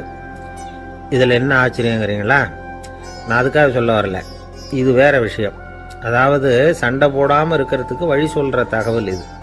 நான் சொன்ன அந்த கணவன் மனைவி எப்படின்னா, கணவன் ஒரு வார்த்தை சொன்னால் மனைவி கிட்டேருந்து 2 வார்த்தை பதிலாக வரும், இதுக்கு கணவன்கிட்ட இருந்து 4 வார்த்தை பதிலாக வரும். இப்படி வார்த்தைகள் பெருகி போய் கடைசியில் வம்புல முடியும். அந்த அம்மா பொறுத்து பார்த்தாங்க, அவங்களால தாக்கு பிடிக்க முடியல. பக்கத்து வீட்லேயும் ஒரு கணவன் மனைவி இருந்தாங்க, அவங்களுக்குள்ள சண்டை வர்றதில்லை. அது எப்படி அவங்களால மட்டும் சண்டை போடாமல் இருக்க முடியுது அப்படின்னு இந்த அம்மாவுக்கு ஆச்சரியம்.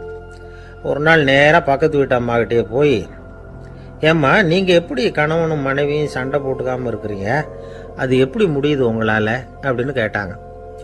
அதுக்குன்னு ஒரு மருந்து இருக்குது, அதை சாப்பிட்டா சண்டை வராது அப்படின்னாங்க அவங்க. சரிங்க, அந்த மருந்தை அவர் சாப்பிட மாட்டேன்னு சொல்லிட்டா என்ன பண்ணுறது அப்படின்னு கேட்டிருக்கிறாங்க இவங்க. அந்த மருந்து அவருக்கு இல்லைம்மா, உனக்கு தான் அப்படின்னாங்களாம் அவங்க. அப்படியா, அப்படின்னா கொடுங்க, ரொம்ப நல்லதாக போச்சு, அதை எப்படி சாப்பிட்றதுங்கிற விவரத்தையும் சொல்லுங்கள், எங்கே அது கிடைக்குங்கிறதையும் சொல்லுங்கள், வாங்கிக்கிறேன் அப்படின்னு கேட்டாங்களாம் இவங்க. வேறு எங்கேயும் போய் வாங்க வேண்டாம், என்கிட்டே இருக்க அந்த மருந்து, அதில் கொஞ்சம் தர்றேன், வாங்கி வச்சுக்க. உன் வீட்டுக்காரர் உன்னோட சண்டையை ஆரம்பிக்கிறப்போலாம் நீ இந்த மருந்தில் 1 ounce வாயில் ஊற்றிக்கணும். அதை உடனே குடிச்சிடக்கூடாது, ஒரு 5 நிமிஷமாவது அது வாயில் இருக்கணும், அதுக்கப்புறம் குடிச்சிடலாம் அப்படின்னு சொல்லி ஒரு பாட்டில் மருந்தை இந்த அம்மா கிட்ட கொடுத்து அனுப்புனாங்களாம். மருந்தை எடுத்துக்கிட்டு இந்த அம்மா வீட்டுக்கு வந்திருக்கிறாங்க. வீடு பூட்டி இருந்ததுனால கணவன் வாசல்லையே காத்துக்கிட்டு இருக்கிறான். மனைவியை கண்டதும் சண்டை போட ஆரம்பிச்சிட்டான். வீட்டை பூட்டிவிட்டு எங்கே போய் தொலைஞ்ச, எவ்வளவு நேரமாக ஒரு மனுஷன் வாசல்லையே காத்துட்டு கிடக்கிறது அப்படி இப்படின்னு கத்த ஆரம்பிச்சிட்டான். மனைவி இதுக்கு பதிலே சொல்லலை. அந்த அம்மா பேசாமல் வீட்டை திறந்தாங்க, சமையல் அறைக்குள்ளே போனாங்க, 1 ounce மருந்தை வாயில் ஊற்றிக்கிட்டாங்க. அன்னைக்கு சண்டை மேற்கொண்டு வளரவே இல்லை, நின்றுட்டுது. மருந்து பரவாயில்லை. அதுக்கப்புறம் பல சந்தர்ப்பங்களில் சண்டை வரும் போல் இருக்கிறப்போலாம் இந்த மருந்து அதை நிறுத்தியிருக்கு.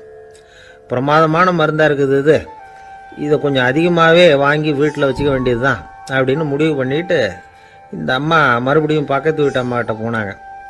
எவ்வளவு விலையானாலும் சரி, நான் காசு கொடுத்து வாங்கி வச்சுக்கிறேன், எந்த கடையில் இருக்குது இந்த மருந்து சொல்லுங்க அப்படின்னு கேட்டாங்க. இந்த மருந்துக்கு விலையே கிடையாதுங்க, இலவசமாகவே கிடைக்கும்னாங்களாம் அவங்க. அது எப்படி விலை இல்லாமல் இதை விற்க முடியுது அப்படின்னு கேட்டாங்களாம் இவங்க. அது மருந்தாக இருந்தால் தானே விலை வைக்கிறதுக்கு, அது வெறும் தண்ணி தானே அப்படின்னாங்களாம். வெறும் தண்ணியாக சண்டையை நிறுத்துது அப்படின்ட்டு இருக்காங்க இவங்க. அது சண்டையை நிறுத்தலை, உன்னோட மௌனம் தான் சண்டையை நிறுத்துது.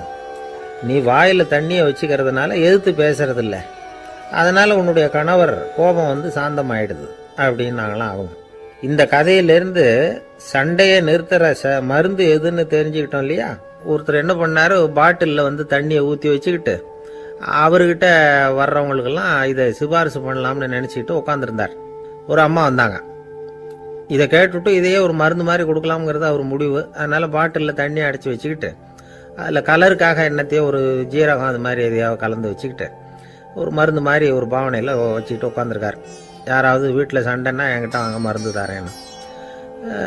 ஒரு அம்மா வந்தாங்க. எனக்கும் என் வீட்டுக்காரருக்கும் அடிக்கடி சண்டை வருதுங்க அப்படின்னு இருக்காங்க. கவலைப்படாதம்மா, நான் ஒரு மருந்து தரேன்னு சொல்லி வீட்டுக்குள்ளே போய் ஒரு பாட்டில் எடுத்து வந்து கொடுத்தார். பாட்டிலில் இருக்கிறது என்னங்கிறத சொல்லிவிட்டு அது பேரில் மரியாதை வராது இல்லையா, அதனால் சொல்லலை. அந்த அம்மா வாங்கிட்டு போனாங்க. 4 நாள் கழித்து திரும்பி வந்தாங்க. என்னம்மா வீட்டில் சண்டை நின்று போச்சான்னு கேட்டிருக்காரு இவர். அங்கே நின்று போச்சுங்க, இப்போ உங்ககிட்ட ஆரம்பமாக போகுதுன்னாங்களாம். என்னம்மா அப்படின்ட்டுருக்காரு இவர் பயந்து போய். பின்ன என்னங்க, நீங்கள் என்ன மருந்து கொடுத்துருக்குறீங்க என்னங்க அப்படின்னாங்களாம் கோவமாக. அது வெறும் தண்ணி தானே அப்படின்ட்டுருக்காரு இவர். தண்ணியாக இது நல்லா பாருங்கள் அப்படின்னு அந்த பாட்டில் நீட்டினாங்களாம். இவர் வாங்கி பார்த்துருக்கார். அப்புறம் தான் விஷயம் புரியுது அவருக்கு. இவர் கை தவறுதலாக அவங்க வீட்டில் இருந்த மண்ணெண்ணெய் பாட்டில் எடுத்து அவர்கிட்ட கொடுத்துருக்குறாங்க. அப்புறம் என்ன ஆகும், சண்டை வராமல் வாங்க மாட்டேங்கிறான் சார் அப்படின்னு சொல்கிறது உண்டு. அது எப்படி காதில் வாங்கிக்காமல் இருக்க முடியும்? காதுங்கிறது எப்பவும் திறந்தே இருக்கக்கூடிய ஒன்று தானே. சில பேர் பேசிக்கிட்டே இருப்பாங்க, நாமும் கேட்டுக்கிட்டே தான் இருப்போம். அவர் என்ன சொன்னார் திருப்பி சொல்லு அப்படின்னு சொன்னால் சொல்ல தெரியாது. காது சரியாக கேட்டாலும் நாம் பேசுகிறத மற்றவங்க சரியாக கேட்குறாங்களா அப்படிங்கிறது சந்தேகம்தான். இந்த சந்தர்ப்பத்தில் ஒரு உண்மையை நாம் புரிஞ்சுக்கணும். அதாவது என்னென்னா, கேட்பதுங்கிறது வேற, கவனிக்கிறதுங்கிறது வேற. அதாவது கேட்கறதுன்னா அது ஹியரிங், கவனிக்கிறது அப்படின்னா அது லிசனிங். கேட்கறதுங்கிறது தன்னிச்சையாக நடக்கக்கூடிய ஒரு செயல். இப்போ ஒரு சாலையில் நடந்து போயிட்டுருக்குறோம். எவ்வளவோ சத்தம் நம்ம காதில் வந்து விழுந்துக்கிட்டு இருக்கு. கார் போகிற சத்தம் கேட்குது, பறவை ஒரு மரத்துலேருந்து கத்துது, அந்த சத்தம் கேட்குது. இப்படி நிறைய வந்து காதில் விழுந்துக்கிட்டு இருக்கு. ஆனால் கவனிக்கிறதுங்கிறது எப்படின்னா, நம்ம முழு மனசை செலுத்தி உன்னிப்பாக கேட்கறது. எத்தனையோ சத்தத்துக்கு நடுவில் தன்னுடைய குழந்தை அழற சத்தத்தை தாய் தெரிஞ்சுக்க முடியுது இல்லையா, அது மாதிரி. விவரம் தெரிஞ்சவங்கலாம் என்ன சொல்கிறாங்கன்னா, கவனித்தல் அதாவது லிசனிங் அப்படிங்கிற செயலில் 3 அம்சங்கள் இருக்கிறதாக சொல்கிறாங்க. அது என்ன 3 அம்சங்கள் அப்படின்னா, முதல்ல காதால் கேட்கறது, இது முதல் அம்சம். ரெண்டாவது என்னன்னா கேட்டதை புரிஞ்சுக்கிறது. மூணாவது என்னன்னா என்ன புரிஞ்சுக்கிட்டோங்கிறத தெரிவிக்கிறது, ஃபீட்பேக் அப்படின்னு சொல்கிற மாதிரி. ஒரு ஆசிரியர் வகுப்பில் பாடம் நடத்திக்கிட்டு இருக்கிறார். வெறுமனே கேட்குற குழந்தை ஒரு காதால் வாங்கி இன்னொரு காதால் விட்டுடும். அதாவது கேட்குற குழந்தை அப்படி செய்யும். ஆனால் கவனிக்கிற குழந்தை கேட்டதை புரிஞ்சுக்கும். என்ன புரிஞ்சுக்கிட்டேன்னு கேட்டால் பதில் சொல்லும். இதுதான் கேட்கறதுக்கும் கவனிக்கிறதுக்கும் உள்ள வித்தியாசம். ஒரு புள்ளி விவர கணக்கு என்ன சொல்லுது தெரியுமா? ஒரு மனிதன் எழுதுறது மூலமாக 6% அறிவை பெருக்கிக்கிறானா, எழுதுறது மூலமாக. படிக்கிறது மூலமாக 19% அறிவை பெருக்கிக்கிறானா. பேசுறது மூலமாக 30% அறிவை பெருக்கி கொள்ளுகிறான் அப்படின்னு சொல்கிறாங்க. ஆனால் பாருங்கள், கவனிக்கிறது மூலமாக 45% அறிவை பெருக்கிக் கொள்ளுகிறான் அப்படிங்கிறது புள்ளி விவரம். அதனால் வந்து கற்றலின் கேட்டல் நன்று அப்படின்னு சொல்கிறாங்க இல்லையா, அது இதுதான். அதனால் கவனிக்கிறது மூலமாக அதிக அறிவை நாம் வந்து பெருக்கிக் கொள்ள முடியும். கேள்வி ஞானம்தான் ரொம்ப சிறந்தது அப்படிங்கிறார் வள்ளுவர். அதாவது கவனித்து கேட்கணும், அதுதான் முக்கியம். மற்றவங்க சொல்கிறத நல்லா கவனிக்க முடியாதபடிக்கு நாமே சில தடைகளை ஏற்படுத்திக்கிறோம். அல்லது நம்ம அறியாமலே அப்படி ஒரு தடை உண்டாயிடுது. அந்த தடைகளை தாண்டணும் அல்லது தகர்த்து எறியணும் அப்படிங்கிறது பெரியவர்கள் சொல்லுகிற யோசனை. அது என்ன தடைகள் அப்படின்னா, நமக்கு தெரியாத இவர் என்ன சொல்லிட போகிறார் அப்படிங்கிற நினப்பு, இது ஒரு தடை. சொல்லி முடிக்கிறதுக்கு முன்னாடியே குறுக்க பேசுறது, மனசு அங்கேயும் இங்கேயும் அலையிறது, இதெல்லாம் தான் தடைகள். ஆசிரியர் பாடம் நடத்துகிறார் அப்படின்னா மாணவர்கள் அக்கறையாக கவனிக்கணும். அப்போ தான் பரீட்சையில் பாஸ் ஆக முடியும். வீட்டுக்குள்ள கணவன் சொல்கிறத மனைவி கவனித்து கேட்கணும், மனைவி சொல்கிறத கணவன் கவனித்து கேட்கணும், இல்லைன்னா குழப்பமாயிடும். ஒரு அம்மா கோயிலுக்கு போனாங்க. சேலையில் ஒரு முடிச்சு போட்டிருந்தாங்க. எதுக்கு சேலையில் முடிச்சு போட்டு வச்சுருக்குறீங்க அப்படின்னு கேட்டாங்க. எங்கள் வீட்டுக்காரர் ஒரு கடிதத்தை மறக்காமல் தபால் போட்டியில் போட்டுடணும்னு சொன்னார். ஞாபகத்துக்காக முடிச்சு போட்டு வச்சுருக்கிறேன் அப்படின்னாங்க. கடிதத்தை பெட்டியில் போட்டுவிட்டீங்களா அப்படின்னு கேட்டாங்க. அது எப்படிங்க முடியும், அவர் கடிதத்தை என்கிட்ட கொடுக்க மறந்துட்டாரே அப்படின்னாங்களாம். அதனால் மறக்கப்படாதுன்னு நினச்சிக்கிட்டே மறந்து விடுறது இப்படி ஒரு வாழ்க்கை. அதனால் வாழ்க்கையில் நமக்கு இருக்கிறது செவிச்செல்வம் ரொம்ப முக்கியமானது. நிறைய கேட்கணும், சொல்கிறத விட கேட்கணும், கேட்கிறத விட முக்கியம் கவனிக்கிறது. அப்படி கவனிக்கிறது மூலமாக நம்முடைய வாழ்க்கையில் வெற்றி பெறணும். அங்கே நபிகள் நாயகம் உட்கார்ந்துருக்கிறார். அந்த சமயம் அங்கே வர்றாங்க. அவங்க கையில் திராட்சை பழ கொத்து அதை கொண்டுக்கிட்டு வந்து நபிகள் கிட்ட கொடுக்குறாங்க. சாப்பிடுங்க அப்படின்னு சொல்லி ரொம்ப அன்பாக வேண்டிக்கிறாங்க. நபிகள் நாயகமும் ரொம்ப பிரியமாக அதை வாங்கிக்கிட்டார். அதுக்கப்புறம் அதை சாப்பிட ஆரம்பித்தார். நபிகள் நாயகம் மதீனாவில் தங்கியிருந்தப்போ இது மாதிரி நிறைய பேர் பழங்களையும் தின்பண்டங்களையும் கொண்டுகிட்டு வந்து கொடுக்கறது வழக்கம். நபிகள் நாயகம் என்ன பண்ணுவார்னா அதையெல்லாம் வாங்குவார். உடனே பக்கத்தில் இருக்கிற தோழர்கள் எல்லாருக்கும் பகிர்ந்து கொடுப்பார், தானும் சாப்பிடுவார். இதுதான் எப்போதும் வழக்கம். ஆனால் இந்த தடவை என்னாச்சு தெரியுமா, அவர் அப்படி பண்ணலை. ஒவ்வொரு பழமாக எடுத்து தானே சாப்பிட்டுக்கிட்டு இருக்கிறார். அவர் விருப்பமாக சாப்பிடுகிற காட்சியை ஆசை தீர பார்த்துக்கிட்டு இருந்தாங்க அந்த வயசான அம்மா, அந்த பழத்தை கொடுத்தவங்க. அவங்களுக்கு ரொம்ப மகிழ்ச்சியாக இருந்தது, மன நிறைவாக இருந்தது. நாம் ஆசையாக கொண்டுகிட்டு வந்து கொடுக்குற பழத்தை நபிகள் நாயகம் இவ்வளோ பிரியமாக சாப்பிட்றாரே அப்படின்னு நினச்சி ரொம்ப சந்தோஷப்பட்டாங்க.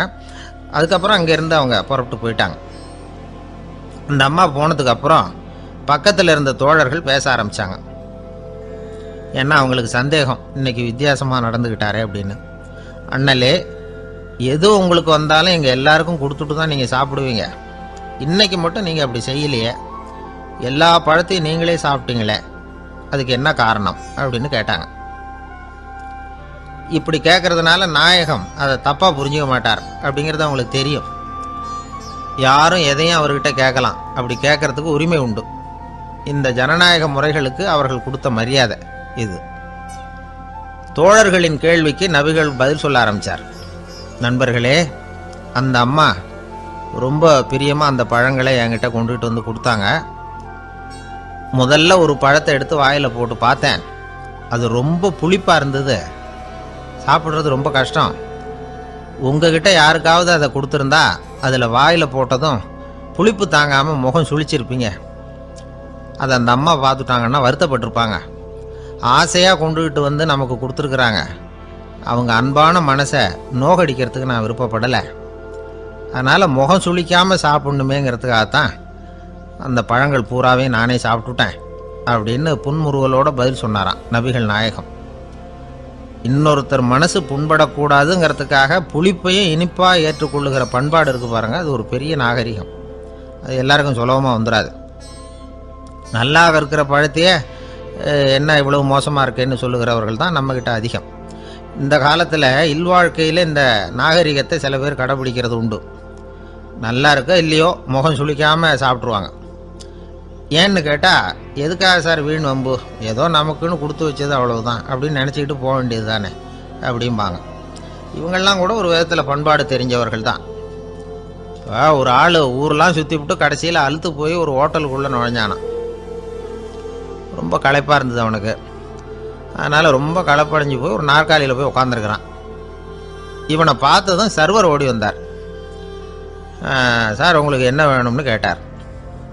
எனக்கு தேவை 2 தோசையும் கொஞ்சம் அன்பான வார்த்தைகளும் அப்படின்னா. சர்வர் உள்ளே போனார், 2 தோசையை கொண்டாந்து வச்சார். அன்பான வார்த்தை கேட்டனே அப்படின்னா இவன்.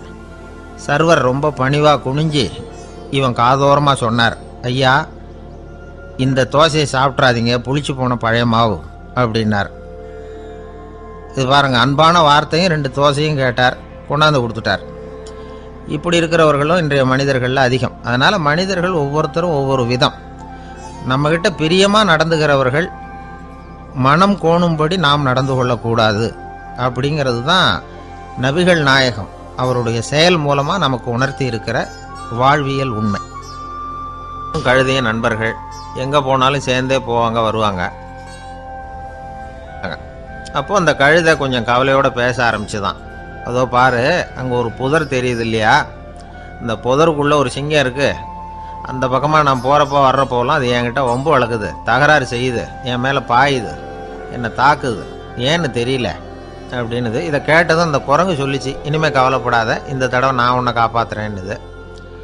அதுக்கப்புறம் ஒரு நாள் அந்த குரங்கும் கழுதியும் அந்த புதர் பக்கமாக போய்கிட்டு இருந்தாங்க. எதிர்பார்த்தது மாதிரியே நடந்தது. இந்த சிங்கம் எதிரில் வந்தது, கழுதியை பார்த்தது, உடனே அது மேலே பாய ஆரம்பிச்சுட்டுது. அவ்வளவுதான். உடனே இந்த குரங்கு என்ன பண்ணிச்சு தெரியுமா, கிடுகிடுன்னு ஒரு மரத்து மேலே ஏறி உட்காந்துக்கிட்டது. அங்கே உட்காந்துக்கிட்டு கீழே அந்த கழுதியும் சிங்கமும் போடுற சண்டையை வேடிக்கை பார்க்க ஆரம்பிச்சுட்டுது. கொஞ்ச நேரம் கழித்து அடிபட்ட காயத்தோடு அந்த கழுதை மெதுவாக நடந்து வந்தது. குரங்கும் மெல்ல மரத்தை விட்டு கீழே இறங்கிச்சு. இப்போ கழுதை கேட்டுது, என்னை காப்பாத்துறேன்னு சொல்லிவிட்டு காலை வாரி விட்டுட்டியே, நீ பாட்டுக்கு மரத்து மேலே ஏறி உட்காந்துக்கிட்டே, இது நியாயமானது. குரங்கு பரிதாபமாக அதை பார்த்துது. நான் மரத்து மேலே இருந்து நீங்கள் 2 பேரும் சண்டை போட்டதை பார்த்துக்கிட்டு தான் இருந்தேன். உன்னோட சத்தம் தான் அதிகமாக இருந்தது, அது நீ சிரிக்கிற மாதிரி எனக்கு கேட்டுது, அதனால் நீ தான் ஜெயிச்சுக்கிட்டு இருக்க போல இருக்கு அப்படின்னு நினச்சிவிட்டேன்னு. இன்றைக்கி பல பேர் இப்படி தான் இருக்கிறாங்களாம். யார் ஜெயிக்கிறாங்க யார் தோக்குறாங்கங்கிறத முகத்தை பார்த்து கூட கண்டுபிடிக்க முடியறதில்ல, பேசுகிற பேச்சை வச்சு கூட கண்டுபிடிக்க முடியறதில்ல. தோற்கிறவங்க கூட சிரிக்கிற மாதிரி முகத்தை வச்சுக்கிறான். இன்றைய மனிதர்கள்கிட்ட ஏகப்பட்ட முரண்பாடுகள். பொய் முகங்களோட உலவுகிறவர்கள் தான் அதிகம். உண்மை முகம் எங்கே இருக்குது அப்படிங்கிறத புரிஞ்சுக்கிட்டு நண்பர்களை தேர்ந்தெடுக்கணும் அப்படிங்கிறது ஒரு முக்கியமான கருத்து. கடவுள் இந்த உலகத்தை படைச்சுட்டு அதுக்கப்புறமும் கொஞ்ச நாள் இங்கேயே தங்கியிருந்தாராம். அப்போ தான் அவருக்கு ஒரு உண்மை புரிஞ்சுதான், இந்த உலகத்தில் தங்கி இருக்கிறது எவ்வளவு இடைஞ்சல்னு. தினமும் மனிதர்கள் தேடி வந்து ஏதாவது புகார் சொல்லிக்கிட்டே இருந்தாங்களாம். எனக்கு அது வேணும் இது வேணும்னு கேட்டுக்கிட்டே இருந்தாங்களாம். சில பேர் வந்தாங்க, நாங்கள் வந்து விவசாயம் பண்ணுறோம், தண்ணி இல்லாமல் பயிர் காயுது, எங்களுக்கு மழை வேணும் அப்படின்னாங்க. அவங்க போனதும் அதுக்கப்புறம் சில பேர் வந்தாங்க, நாங்கள் வந்து மண்பானை செய்கிறவங்க, நிறைய பானை செஞ்சு வச்சுருக்குறோம், மழை பெஞ்சால் எல்லாம் கரைஞ்சி வீணாக போயிடும், அதனால் இன்றைக்கி மழை பெய்யக்கூடாதுன்னாங்க. கடவுள் பார்த்தார், அவருக்கு என்ன பண்ணுறதுன்னே தெரியல, ஏகப்பட்ட குழப்பம், தலையை பிச்சுக்கலாம் போல் இருந்தது, கிட்டத்தட்ட பைத்தியம் பிடிக்கிற அளவுக்கு ஆயிட்டுது. எல்லாருடைய ஆசைகளையும் அவரால் நிறைவேற்ற முடியல, ஏன்னா ஒன்றுக்கு ஒன்று முரண்பாடாக இருந்தது. ஒரு நாள் தன்னுடைய அமைச்சரவையை கூட்டி ஆலோசனை கேட்டார், என்ன செய்யலான்னு சொல்லுங்கன்னார். இது என்ன பிரமாதம், பேசாமல் இமயமலை அடிவாரத்தில் போய் உட்காந்துங்க, யாரும் தொந்தரவு பண்ண மாட்டாங்கன்னாங்க. அங்கேயும் மனிதர்கள் வர ஆரம்பிச்சுருவாங்க.